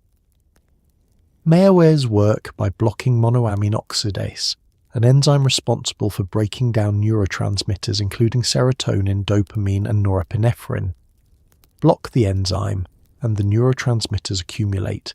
This is the intended effect. The unintended effect is that MAOIs also interfere with the metabolism of tyramine, an amino acid found in aged cheeses, cured meats, fermented foods, and several perfectly reasonable wines. And if you eat those things while on an MAOI, your blood pressure can spike to levels that produce headaches, strokes, and in the worst cases, death by cheese. The tyramine problem is called the cheese effect, a name that understates its seriousness by quite a margin, but that has become standard in pharmacological education because it is memorable, and because aged cheddar is indeed among the foods most reliably implicated. Tyramine is normally metabolized in the gut and liver by monoamine oxidase before it reaches systemic circulation. When MAOIs inhibit that enzyme, tyramine from dietary sources enters the bloodstream in quantities that cause massive norepinephrine release, producing a hypertensive crisis, a sudden and severe elevation of blood pressure that can rupture blood vessels in the brain and kill you while you're eating what you thought was a sophisticated charcuterie board. The list of restricted foods on an MAOI is genuinely extensive. Aged cheeses, cured and smoked meats, fermented soy products including soy sauce, miso and tempeh, tap beer, which undergoes yeast fermentation, certain wines, overripe fruit, fava beans, some varieties of avocado. Certain medications, including common over-the-counter cold remedies, are also prohibited because they contain sympathomimetic compounds that interact with the same pathway. The dietary restrictions require active, continuous management and are the primary reason MAOIs are prescribed less commonly than their efficacy would otherwise suggest. They are enormously effective drugs. They are also medications that require a level of dietary vigilance that many patients find impractical to maintain indefinitely. The first MAOIs were phenelzine, tranylcypromine, and isocarboxazid, all irreversible inhibitors of the enzyme, meaning that once they bind to monoamine oxidase, the inhibition lasts until the body produces new enzyme, a process that takes 1 to 2 weeks. This irreversibility is part of why the dietary restrictions must be maintained not just while taking the drug, but for 2 weeks after stopping it, a requirement that surprises many patients and causes dietary accidents that are genuinely dangerous. Newer reversible inhibitors of monoamine oxidase, called REMAs, were developed in part to address this problem. Moclobemide, available in many countries though not in the United States, inhibits monoamine oxidase reversibly, meaning dietary tyramine can displace it from the enzyme if present in sufficient quantity, providing a built-in safety margin that the older MAOIs lack. The dietary restrictions for REMAs are less stringent, making them more practical for many patients. In Overdose, MAOIs produce a clinical picture that combines serotonin excess, cardiovascular instability, and the particular hazard of delayed toxicity, and which is managed with considerable caution for reasons detailed in the segment that follows. But in therapeutic use, for the patients for whom they work, they can produce improvements in mood, anxiety, and function that first-line antidepressants do not match. The pharmaceutical trade-off of extraordinary dietary complexity against extraordinary clinical effectiveness is a genuine one, and for the right patient, made with full understanding of the restrictions, it is a trade-off worth making. And MAOI overdose is different from other antidepressant overdoses in ways that matter clinically and are worth understanding because the treatment protocols differ significantly. The initial presentation can be deceptively mild, a period in the first several hours where the patient seems relatively stable, which can create a false sense of reassurance. Then the pharmacology catches up. MAOIs take time to fully inhibit their target enzyme, and the overdose effects can be delayed by 12 to 24 hours, which means a patient who arrives in the emergency room looking okay may deteriorate rapidly the following day. This delayed toxicity is one reason MAOI overdoses are managed with particular caution, and patients are generally admitted for observation even when the initial presentation seems unconcerning. The mechanism of MAOI toxicity and overdose involves the same pathways that make them therapeutic, amplified to dangerous excess. Monoamine oxidase is inhibited across the board, not just to a therapeutic degree but completely, preventing the metabolism of serotonin, dopamine and norepinephrine throughout the central and peripheral nervous systems. The result is a massive accumulation of all 3 neurotransmitters simultaneously, producing a clinical picture that combines serotonin syndrome, dopaminergic excess, and a severe adrenergic crisis all at once. The norepinephrine excess is what produces the cardiovascular catastrophe that defines MAOI overdose at its most severe. Norepinephrine is the neurotransmitter of the sympathetic nervous system, the chemical that drives the fight-or-flight response, and in excess it produces dramatic, unstable hypertension, severe tachycardia, and the risk of myocardial infarction and stroke.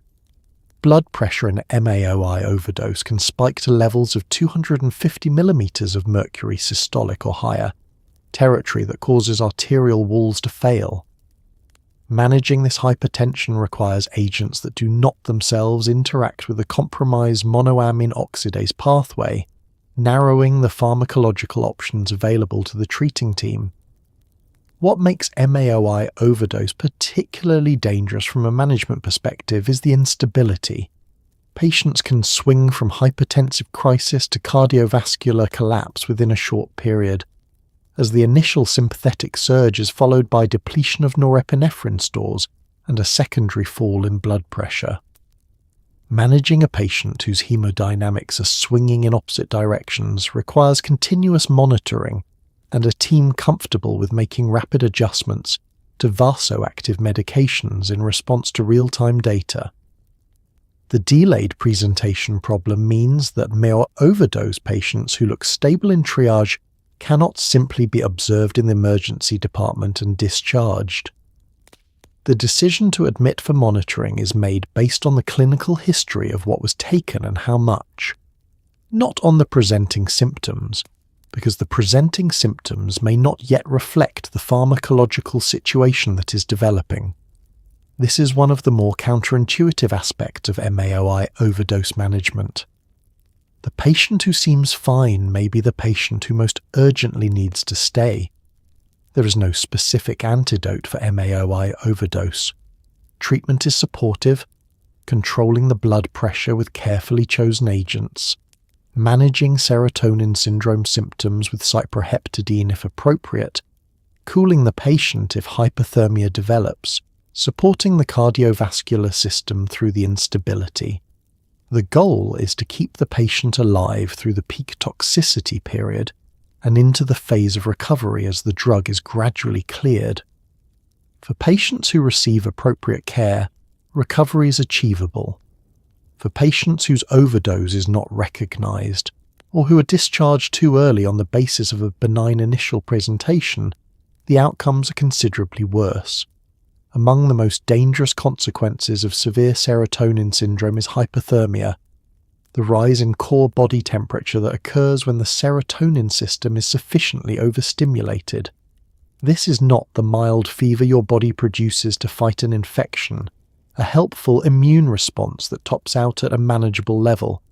This is a neurologically driven temperature elevation that can reach 41 or 42 degrees Celsius, territory where proteins begin to denature, where enzymes stop functioning correctly, where cells sustain damage that may not be reversible. The brain is particularly vulnerable. Cerebral edema, the dangerous swelling that occurs when brain tissue is injured, can develop at extreme temperatures. The kidneys may begin to fail. Muscle breakdown, a condition called rhabdomyolysis, can release proteins into the bloodstream that damage the renal tubules. The body, in other words, can begin to damage itself faster than it can be treated. Normal human body temperature is approximately 37 degrees Celsius, a set point maintained by the hypothalamus, the brain region responsible for thermoregulation. The hypothalamus functions like a biological thermostat, activating heat dissipation mechanisms like sweating and vasodilation when temperature rises, and heat conservation mechanisms like shivering and vasoconstriction when temperature falls. In serotonin syndrome, this thermostat is disrupted. The hypothalamus loses its regulatory authority over the system, and the temperature rises not because heat-generating processes are increasing, but because the normal mechanisms for dissipating heat have been uncoupled from their regulatory control. The muscle rigidity that characterizes severe serotonin syndrome contributes directly to the temperature problem. Muscle contraction generates heat. Sustained muscle contraction, like the rigidity of severe serotonin syndrome or the clonus that cycles continuously without relaxation, generates heat continuously. When the muscles of the body are contracting without the normal rest periods that allow heat to dissipate, the core temperature rises at a rate that cooling measures struggle to match. Temperature management in this context involves both active cooling measures and treating the underlying serotonin excess. Active cooling includes ice packs applied to the major blood vessel areas, such as the neck, axillae, and groin, where blood flow is sufficient to carry cooled blood back to the core. Cooling blankets circulate cold water against the skin. In the most severe cases, cooled intravenous fluids can be used to directly lower the temperature of the blood itself. Evaporative cooling with fans and misted water is an older technique that remains effective. Simultaneously, treating the muscle activity that is generating heat is essential. Benzodiazepines, which enhance the inhibitory GABA system and reduce neurological overexcitability, are often used for this purpose. In severe cases, neuromuscular blockade, the pharmaceutical paralysis of the muscles using agents like succinylcholine, may be required to stop the heat-generating muscle activity. Paralysis requires mechanical ventilation and intensive care monitoring, and it represents the most aggressive end of the management spectrum, reserved for situations where the temperature cannot be controlled by less invasive means. Every degree of temperature rise above 41 degrees Celsius represents an escalating threat to the tissues that sustain consciousness and life. The window between a high temperature that can be managed and a temperature that causes irreversible damage is measured in degrees, and in this context, those degrees are a measure of time as much as anything else.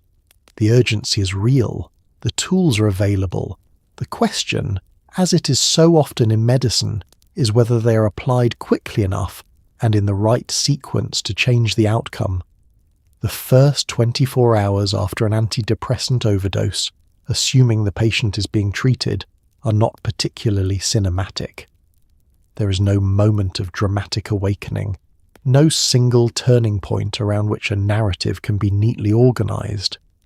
There is instead a slow, monitored stabilization, a gradual return of the vital signs toward their normal ranges, an incremental clearing of the mental fog as the drug concentration in the blood begins to decline. The patient may sleep heavily and erratically. They may be confused, asking questions they have already asked, not remembering the answers. They will likely feel nauseated, headachy, exhausted in a way that goes beyond ordinary tiredness, a bone-level fatigue that is the body's way of registering that it has been through something significant and is not ready to pretend otherwise. The trajectory of recovery is not linear. There are periods of apparent improvement followed by periods where symptoms worsen slightly, reflecting the pharmacokinetics of the drug still present in the system. Peak blood levels may occur hours after ingestion, particularly with extended-release formulations, meaning the worst of the symptoms may arrive not immediately, but 6 or 8 hours into the clinical course, after a period where things seem to be going reasonably well. The team managing the patient is tracking this possibility, and not interpreting early stability as permission to relax the monitoring. For SSRI overdoses in the absence of other drugs, 24 hours is often sufficient observation time for most patients. The drug is being metabolized continuously, and as concentrations fall, symptoms resolve. Nausea improves, heart rate normalizes, the confusion clears. By the following morning, many patients are alert, oriented and asking questions about what comes next. The body's recovery capacity, given time and supportive care, is remarkable. For tricyclic overdoses, the cardiac monitoring continues through the observation period and often beyond, because the risk of arrhythmia can persist even after other symptoms have resolved. A patient with a tricyclic overdose who is awake and talking is still a patient who requires continuous ECG monitoring until the cardiotoxicity is fully resolved, which is tracked by the returning normalization of the QRS complex and the resolution of other ECG abnormalities. Premature discontinuation of monitoring has resulted in fatal arrhythmias in patients who seem to have recovered. The data drives the decision, not the clinical appearance. Sleep in the first 24 hours serves a genuine recovery function. The brain, having been chemically disrupted and then gradually restabilized, benefits from the neurological housekeeping that occurs during sleep, the clearing of metabolic waste products, the consolidation of disrupted neural networks, the restoration of normal sleep architecture after a period of profound disruption. The sleep may be heavy and long.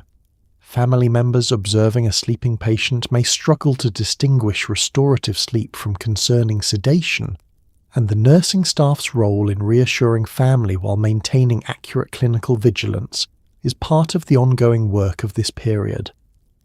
What recovery looks like at hour 24 is different from what it looked like at hour 1, and that difference is the story of the body doing what it evolved to do, clearing, repairing, restoring. It is not triumphant. It is effortful and unglamorous and exhausting. But it is happening, and it is enough for now, and it is the beginning of a longer process that will continue long after the discharge paperwork is signed. Somewhere in the process, if it has been determined that the overdose was intentional, a psychiatrist or psychiatric consultant will appear. This is a person who carries a clipboard and asks questions that are both very clinical and deeply personal, navigating the narrow space between assessment and conversation. The consultation serves a specific purpose: to evaluate the patient's mental state, determine the level of risk, and make recommendations about what kind of support and care are needed going forward. It is not, contrary to what movies suggest, an interrogation. It is a conversation that tries to understand what happened, not in the detective sense, but in the human sense, the sense that requires sitting down, making eye contact, and listening without needing to fix anything immediately. Psychiatric consultation in the emergency department setting is a specific subspecialty, distinct from inpatient psychiatry and from outpatient psychotherapy. The emergency consultation psychiatrist is assessing in a compressed time frame, often in a setting that is not conducive to the kind of extended reflective conversation that would be ideal. They are making a risk assessment that will inform a consequential decision, whether the patient can be safely discharged with outpatient follow-up, or whether they require inpatient psychiatric admission for further stabilization and care. The tools of this assessment include structured clinical interviews, standardized risk scales, and the clinical judgment built from experience with many similar situations. They include questions about the circumstances of the overdose. Was it planned or impulsive? Was it disclosed immediately or discovered? Was there intent to die or an intent to stop feeling rather than to stop living? A distinction that is clinically important and psychologically complex. They include questions about protective factors, connections to other people, reasons to continue, the presence or absence of a support system, access to means of harm. The patient being interviewed may be medically stable but not emotionally stable. They may be embarrassed, or angry, or exhausted, or deeply ashamed, or frightened about what comes next. They may be reluctant to engage honestly with the assessment for fear of what the assessment will mean practically. Hospitalization, loss of privacy, loss of autonomy, the beginning of processes they cannot predict or control. This reluctance is understandable and is itself part of what the clinician is assessing, along with everything else. A good psychiatric consultation does not feel like an interview. It feels like a conversation with someone who is genuinely trying to understand what has been happening and what might help. This is an aspirational description, and not always the reality in an under-resourced system at 2 a.m, but it is what the consultation is designed to be, and what the best practitioners achieve reliably. The questions are clinical in origin and deeply human in impact, and asking them well is a skill that takes years to develop and that matters enormously to the person sitting across the table in a hospital gown. The recommendation that comes out of the consultation will shape what happens next. discharge with a safety plan and outpatient referral, partial hospitalization, or inpatient admission. Each pathway has implications. None of them is simple. All of them require a subsequent conversation about what the patient is willing to do and what support is actually available, which brings us back, inevitably, to the question of whether the system is equipped to provide what is needed, which is a question that remains, in most places, more aspirational than answered. After the dramatic phase of an overdose management, when the charcoal has been given and the IV fluids are running and the heart monitor has been attached, there is a long stretch of time that is mostly waiting. Monitoring is not glamorous. It does not make for compelling television. It is nurses checking vital signs every 15 minutes, doctors reviewing the ECG strips for changes, lab technicians processing blood draws for electrolytes and liver function and drug levels. It is the unglamorous work of making sure that nothing that is currently stable becomes unstable, and nothing that is currently improving reverses course. Overdose medicine is, in this sense, a practice of sustained vigilance, of paying attention to numbers over time and trusting that the trend is moving in the right direction. The concept of a monitoring period is fundamental to how toxicology manages drug overdoses. Unlike an injury that is static once it occurs, a drug overdose is a dynamic process.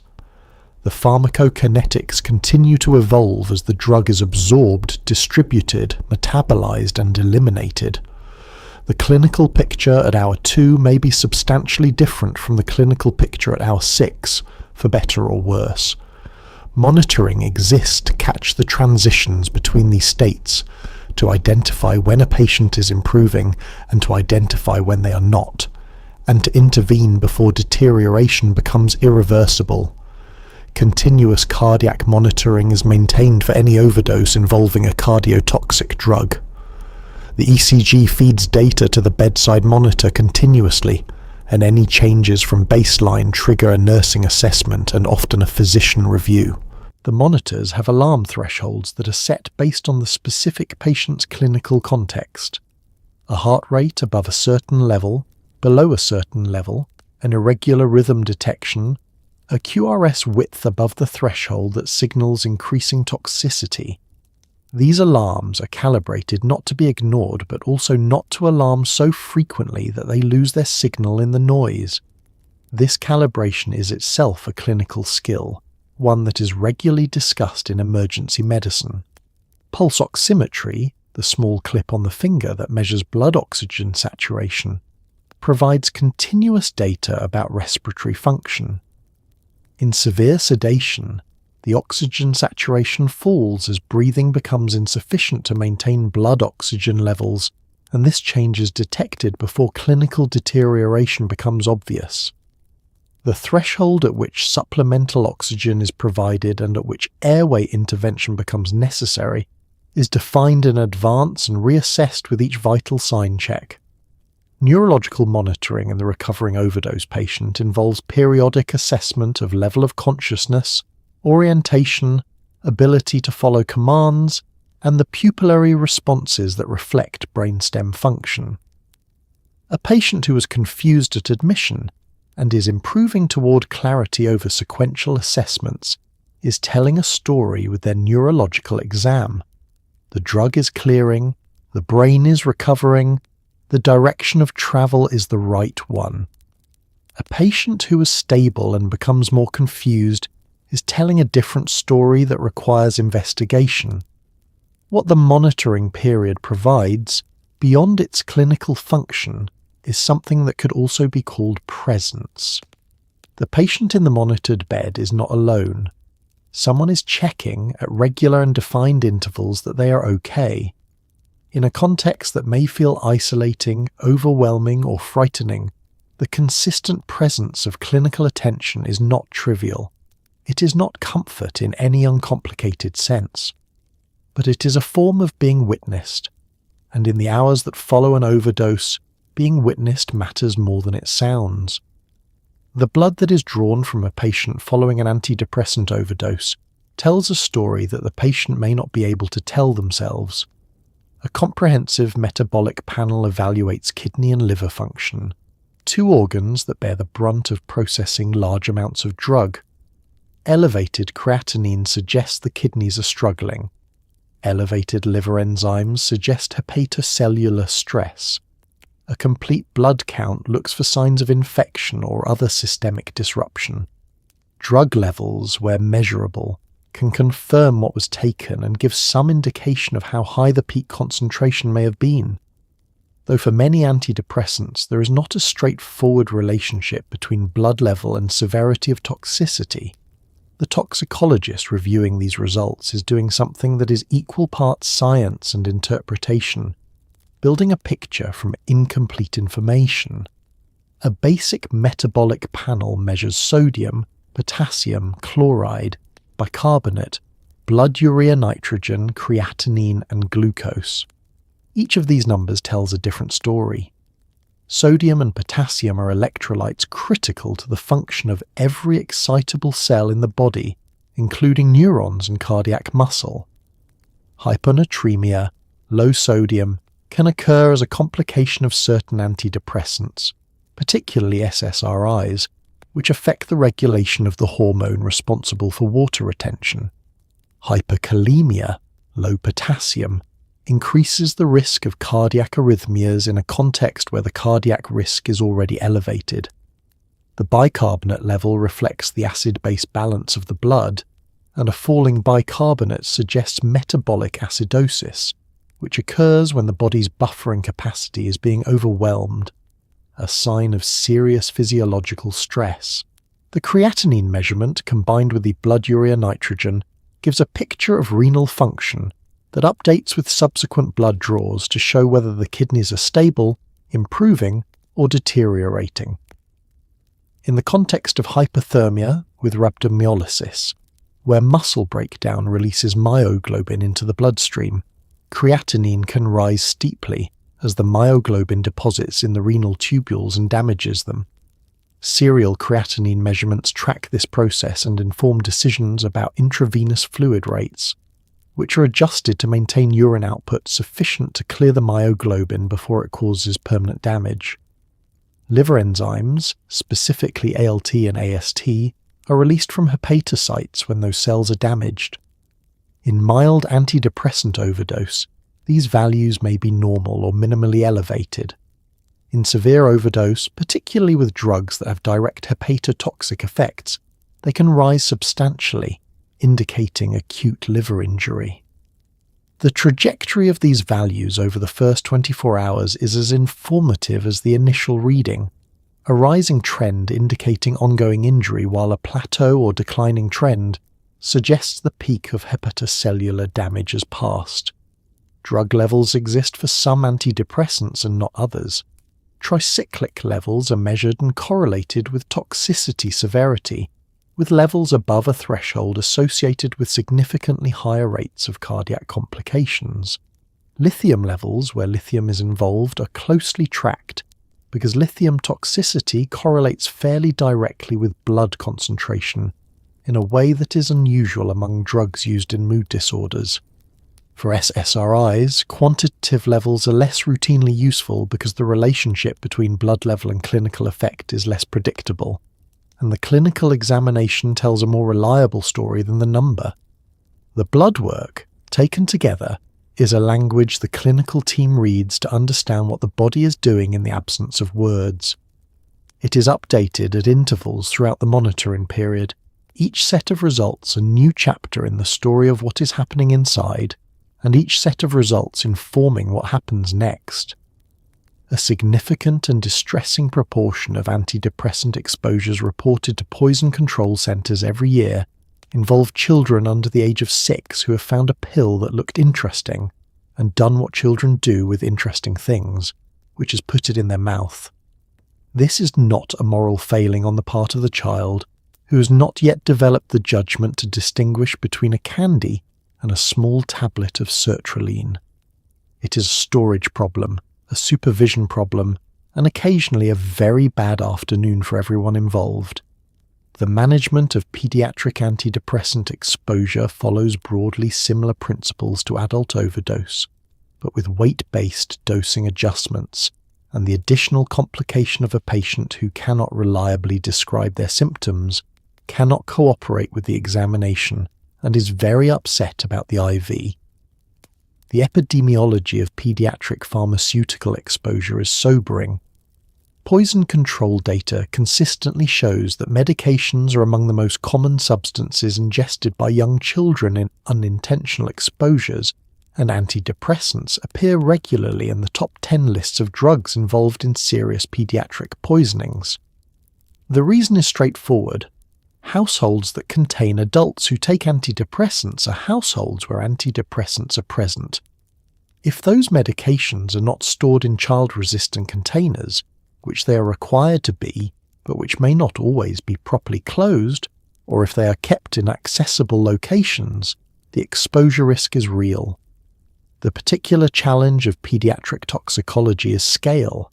A child weighing 15 kilograms who ingests a single tablet of a tricyclic antidepressant has received a relative dose that would be equivalent to an adult ingesting several tablets at once. Small children have smaller volumes of distribution, less developed metabolic capacity, and different pharmacokinetics than adults, and the relationship between ingested dose and clinical severity cannot be extrapolated directly from adult data. Pediatric toxicologists, emergency physicians who specialize in children, apply different dosing thresholds and different monitoring parameters to children than to adults. The assessment of a young child who may have ingested a medication is also complicated by the child's inability to provide a history. Parents are often the only source of information about what was ingested and how much, and they are simultaneously managing their own distress about what has happened, which is understandable, but which can affect the clarity and accuracy of the history they provide. Emergency physicians are trained to take a systematic history from parents in this context, asking specifically about what medications are in the household, where they are stored, when the child was last observed to be fine, and what was found near the child or what the child said or did that raised concern. Pediatric antidepressant exposures that involve small quantities and are treated promptly have generally good outcomes. The goal is the same as in adult overdose: minimize absorption, support the patient through the period of peak toxicity, and monitor for complications. Child-resistant packaging, which requires two specific simultaneous actions to open, and is specifically designed to be beyond the manipulation capabilities of children under 5, is among the most effective preventive interventions in pharmaceutical safety. Its widespread adoption has reduced pediatric pharmaceutical exposures, but it has not eliminated them, because child-resistant does not mean child-proof, and because adults sometimes transfer medications to non-child-resistant containers for convenience. The pediatric overdose patient is also a family crisis in a way that adult overdose is not always. Parents in the waiting room are managing guilt, fear, and the particular form of self-recrimination that follows when something bad happens to a child in your care, even when the mechanism of the exposure was a momentary gap in supervision of the kind that happens in every household with young children. Part of the clinical team's work with the family is providing accurate information about the medical situation, while also reducing the catastrophizing that the ambiguity of the situation naturally produces. Not everyone who takes too many antidepressants does so intentionally, and this fact deserves more acknowledgement than it typically receives. Accidental overdose in people taking antidepressants for legitimate therapeutic purposes is more common than the popular imagination suggests. Doses are missed and doubled up. Patients misread prescription labels. Pill organizers are loaded incorrectly. Memory lapses, a symptom sometimes associated with the very conditions these medications treat, lead to double dosing that builds up over days. Elderly patients on multiple medications may not fully track what they have taken. The result is an overdose that carries none of the psychological weight of an intentional one, but requires the same medical management and produces the same clinical presentations, and which still needs to be taken seriously even when everyone involved is very clear that it was an accident. The distinction between accidental and intentional overdose matters enormously from a psychological, ethical, and clinical standpoint, even when the medical management is similar. For the patient who took too much by accident, the emergency department experience carries a particular quality of bewilderment. They came to the hospital not from a crisis of the soul, but from a confusion of the routine, a blip in the management of a daily medication regimen that escalated into something that required emergency care. The shame that surrounds overdose in general may still be present, but it is layered over with frustration and fear rather than the darker, more complex emotions of intentional self-harm. The cognitive issues that can contribute to accidental antidepressant overdose are worth naming explicitly. Depression itself is associated with impaired concentration, poor memory, and difficulty managing complex tasks. Anxiety, which frequently co-occurs with depression, can be associated with hypervigilance that paradoxically makes it easier to lose track of routine details. Some antidepressants produce cognitive side effects, particularly in the early weeks of treatment, that affect attention and memory. The patient who doubled their dose because they couldn't remember whether they had taken it was in some cases experiencing the exact symptom that the medication was prescribed to treat. Pill organizers, once considered a reliable solution to the problem of medication tracking, produce their own category of accidental overdose. A pill organizer filled for a week by a caregiver and then accidentally refilled before the week is complete contains double the intended dose for every day of the overlap period. An elderly patient with cognitive impairment who fills their own organizer may do so inconsistently, sometimes correctly, and sometimes with gaps or duplications that accumulate over time. Medication management in elderly patients on multiple drugs is a specific and underappreciated public health challenge. The medical care of an accidental overdose patient does not differ substantively from that of an intentional overdose in terms of the clinical protocols applied. The vital signs are assessed the same way. The ECG is attached the same way. The blood is drawn the same way. What may differ is the psychiatric consultation component. An accidental overdose that follows clearly from an identified medication management error does not necessarily require the same psychiatric risk assessment that an intentional overdose requires, though it may still warrant a conversation about the medication regimen, the storage practices, and what support is available for managing the underlying condition more safely. For the person who took too many pills by accident and ends up in an emergency department at 11 at night, the experience is a collision between a mundane domestic failure and a clinical emergency, and the dissonance of that collision is its own kind of distressing.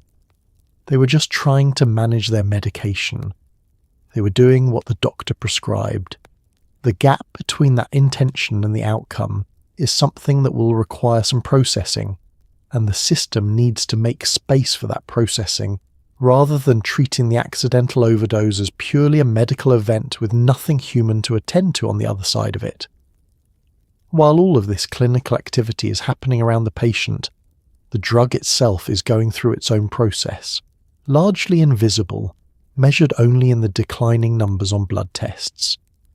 Antidepressants are metabolized primarily by the liver, broken down by enzymes in a family called the cytochrome P450 system, a phrase that sounds like a science fiction weapon, and is in fact a group of proteins responsible for processing a remarkable number of the substances the body encounters.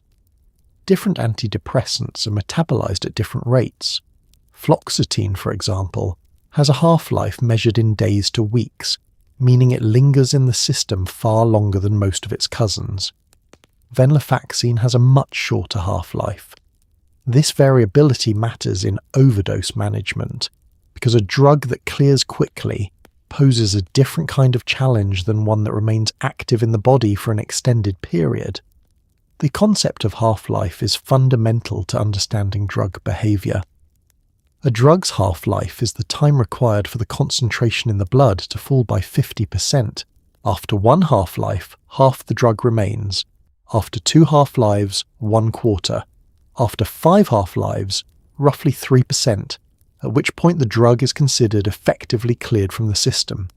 For a drug like fluoxetine, with a parent compound half-life of 1 to 4 days and an active metabolite called norfluoxetine, with a half-life of 4 to 16 days, full clearance from the system can take weeks. For venlafaxine, clearance takes roughly a day. In overdose, this difference has significant implications. A fluoxetine overdose means dealing with an extended period of elevated serotonin signaling, because the drug is clearing slowly and its active metabolite is clearing even more slowly. Serotonin syndrome symptoms from a fluoxetine overdose may be prolonged compared to those from a shorter-acting agent. The monitoring period may need to be extended. Follow-up blood work may need to be obtained on a longer timeline. The clinical picture may not fully resolve for days. The cytochrome P450 enzymes that metabolize antidepressants are subject to genetic variation between individuals. CYP2D6, the enzyme primarily responsible for metabolizing many antidepressants, exist in multiple genetic variants with different activity levels. Poor metabolizers, people who carry 2 non-functional copies of the CYP2D6 gene, metabolize these drugs far more slowly than average, meaning that a standard dose produces much higher blood levels than expected. Ultra-rapid metabolizers, who carry extra copies of a functional gene, metabolize drugs so quickly that standard doses may be insufficient. This genetic variability contributes to the wide range of responses to the same doses of the same drugs that clinicians observe in practice. Drug interactions complicate the metabolic picture significantly. Many commonly prescribed medications are processed by the same cytochrome enzymes as antidepressants, and some of them inhibit those enzymes, meaning that a patient taking fluoxetine alongside a CYP2D6 inhibitor is effectively a poor metabolizer, while the inhibitor is present, accumulating drug that the compromised enzyme cannot clear. This is one mechanism by which patients on multiple medications can develop toxicity from doses that would be safe in isolation. The drug that was swallowed in excess is eventually, through the combined efforts of hepatic metabolism and renal excretion, eliminated from the body entirely. This is not rapid. It is not dramatic. It is chemistry proceeding at its own pace, indifferent to urgency, working on a timeline set by molecular biology rather than by clinical need. The body does not know this is an emergency. It knows only how to do what it does, at the rate it does it, and patience is the only remaining option. If there is someone waiting, they're sitting in a chair that was designed to be functional but not comfortable, a choice that feels more pointed in this context than it probably was intended to be.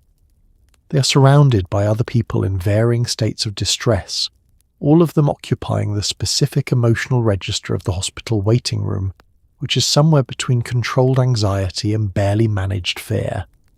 They have been told we'll update you when we can, which is both the most honest thing that could be said and also almost entirely insufficient. They are looking at their phone without reading anything on it. They are thinking about things they said and didn't say. They are replaying conversations with the particular cruelty of hindsight and landing on every moment where a different response might have changed the outcome, even though they have no way of knowing if that is true, and it probably isn't. The hospital waiting room is a specific social environment that most people have sat in at least once, and that nobody designs with enough thought. It is too bright for the time of night it most often operates in. The chairs are arranged in rows that optimize space over comfort and produce the particular spatial awkwardness of being seated very close to strangers you're not interacting with. There is a television mounted in a corner playing news with the sound too low to follow. There is a vending machine in the hallway that takes cards but not coins and sells chips at a markup that feels personally insulting in this moment. The people in the waiting room are doing what humans do in sustained uncertainty. They are telling themselves stories to manage the gap between what they know and what they are afraid might be true. The story they're telling might be that everything will be fine, maintained by continuous effort against the countervailing evidence of their own fear. It might be an imagined worst-case scenario that they are rehearsing in order to feel prepared, a cognitive strategy that is not effective but is extremely common. It might be a careful accounting of the sequence of events that led here, reviewed repeatedly in search of the decision that could have been made differently, the moment where a different choice would have produced a different outcome. This last activity, the retrospective search for preventable moments, is one of the more reliably unkind things that the mind does in crisis. It is unkind because it assumes that the outcome was predictable and therefore preventable, when in fact the circumstances of most crises are complex enough that no single decision was both clearly identified at the time and clearly consequential in retrospect. It is also unkind because it locates the cause of the crisis in the choices of the person who cares, when the actual causes are almost always distributed across many factors, of which their choices were only one. The waiting room is also a place where time does something strange. Minutes that contain information, a nurse appearing with an update, the door from the treatment area opening feel shorter than they are. Minutes that contain nothing stretch in ways that are physiologically uncomfortable.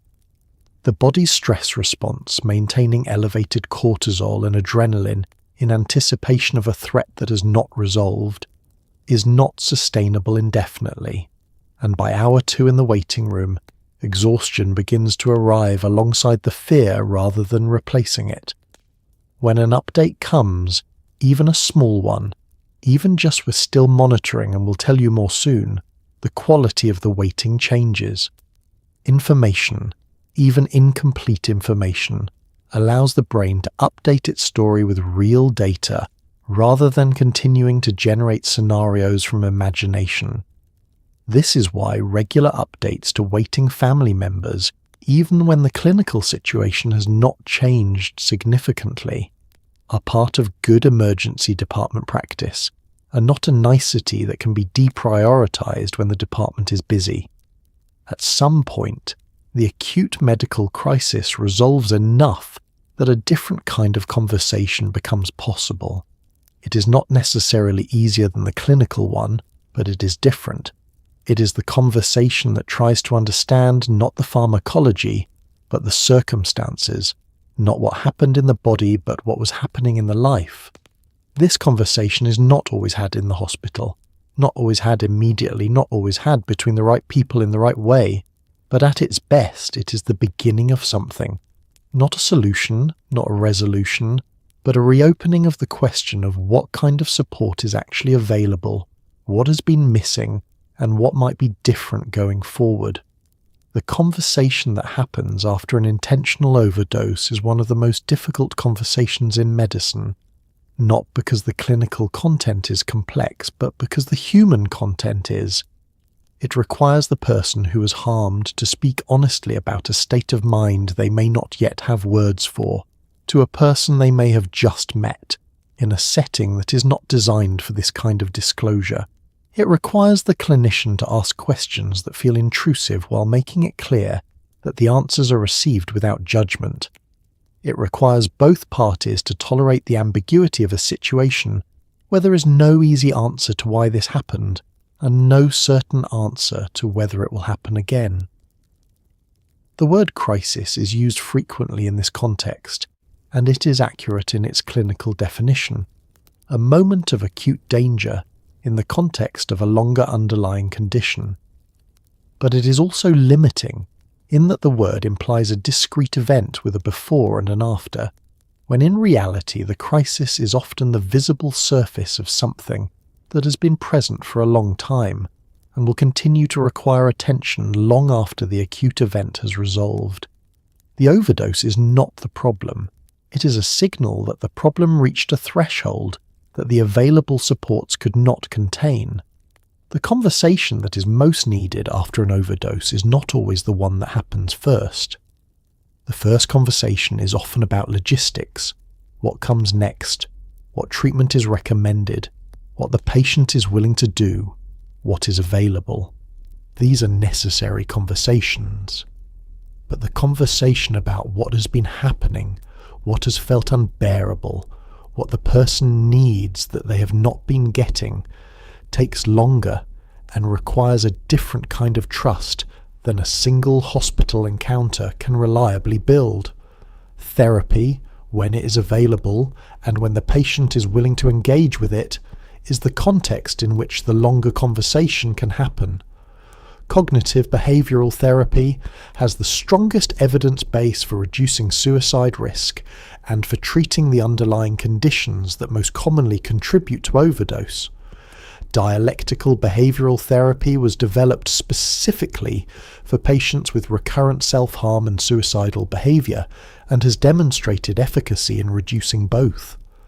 These are not conversations that resolve in a session or a month.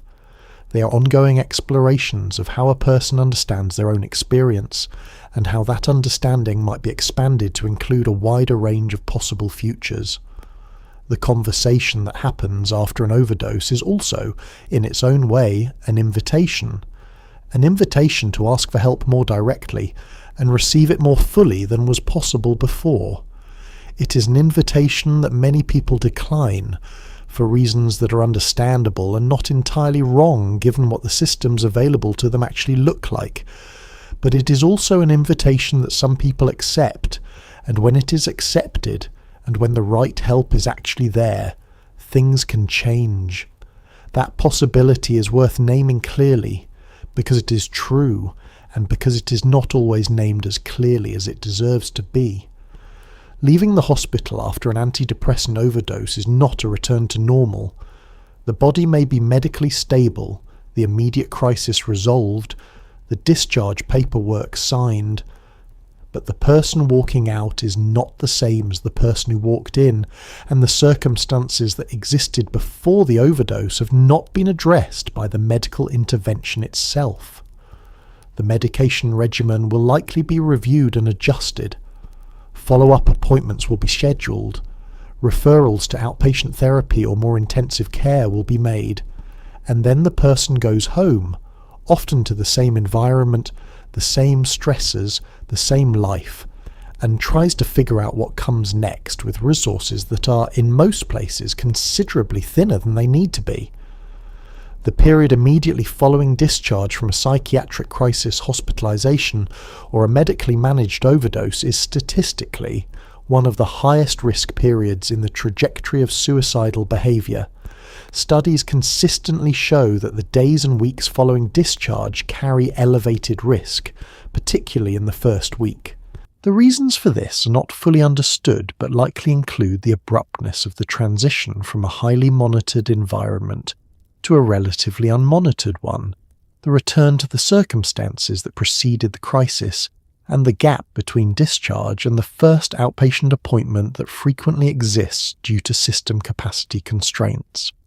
Discharge planning, when it is done well, attempts to address this risk by ensuring that follow-up is scheduled before the patient leaves, that the patient has access to crisis support resources if the interval is difficult, and that someone in the patient's life knows what has happened and is prepared to provide support.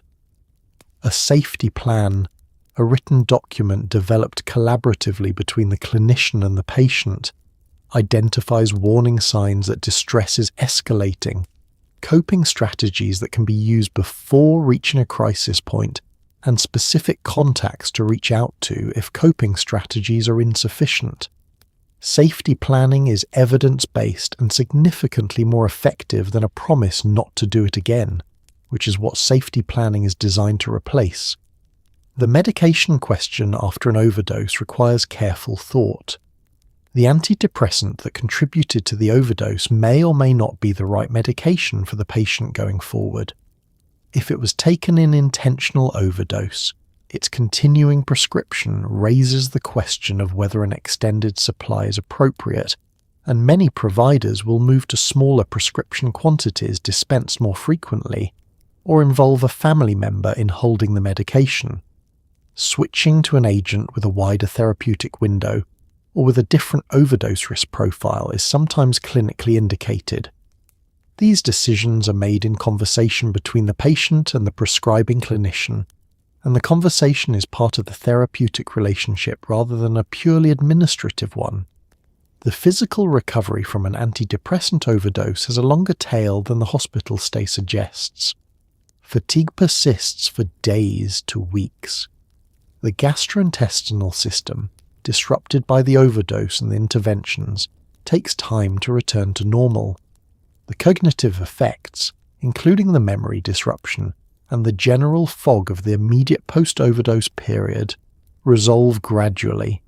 Some patients describe a period of weeks where they do not feel quite like themselves, where concentration is impaired and emotional responses seem flattened or unpredictable. This is the brain re-establishing its normal chemistry in the wake of a significant disruption, and it is temporary, but it is also real, and it matters for understanding what a person can reasonably be expected to manage in the period immediately following discharge. What comes after an overdose at its best is not merely a return to the prior baseline, but a recalibration, a reassessment of what was working and what was not, a more honest engagement with what is needed. This is what recovery from a mental health crisis means in the deeper sense, not the resolution of the acute episode, but the beginning of a more sustainable engagement with the underlying condition. It is possible. It requires time and appropriate support and a system with enough capacity to actually provide what is needed. The first two are available to everyone. The third remains in most places a work in progress. And so here you are, still breathing, still warm under whatever blanket you've pulled around yourself tonight, in whatever room you've chosen to do your quiet disappearing into sleep. Outside, the world is doing whatever it does at this hour. Cars passing, or crickets, or the particular silence of a neighbourhood that has decided collectively to stop for a while. And inside you are here, and your brain is doing what it was always designed to do, which is keep you alive and make sense of things and eventually mercifully let you rest. Tonight you travelled somewhere unusual. Not a battlefield or a dynasty or a century that smelled of smoke and livestock. You went somewhere smaller and more intimate than that. You went inside a body in crisis, inside the chemistry of a moment when something went terribly wrong, inside the rooms and the waiting areas and the quiet corridors where people do the unglamorous, essential work of keeping other people here. And what you found there, underneath the pharmacology and the clinical protocols and the long, imperfect history of trying to understand why human minds suffer, was the same thing you always find when you look closely enough at anything that involves people trying to help each other. You found effort.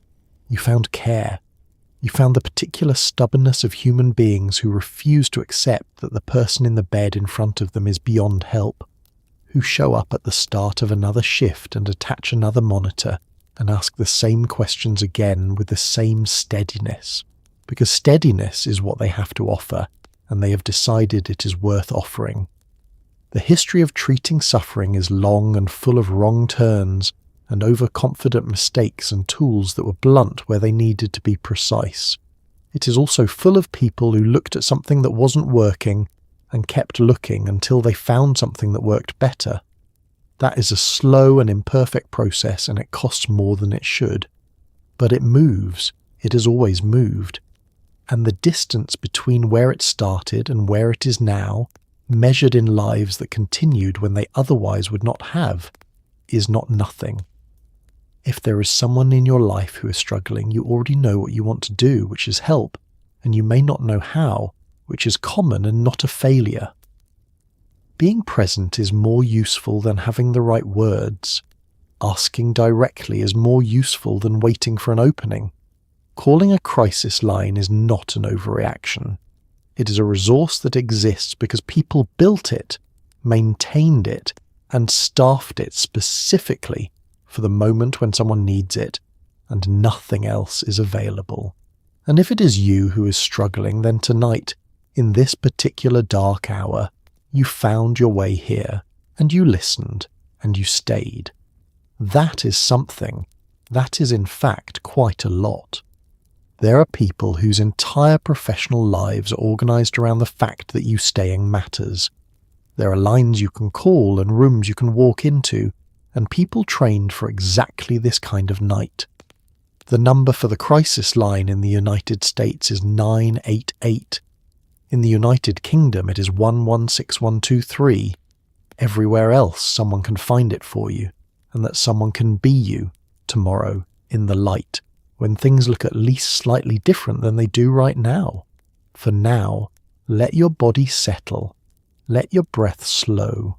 Let the chemistry of your own extraordinary brain do what it does when it is left in peace, which is restore and repair and carry you through to morning, which is closer than it feels. Sleep well. You made it through another one.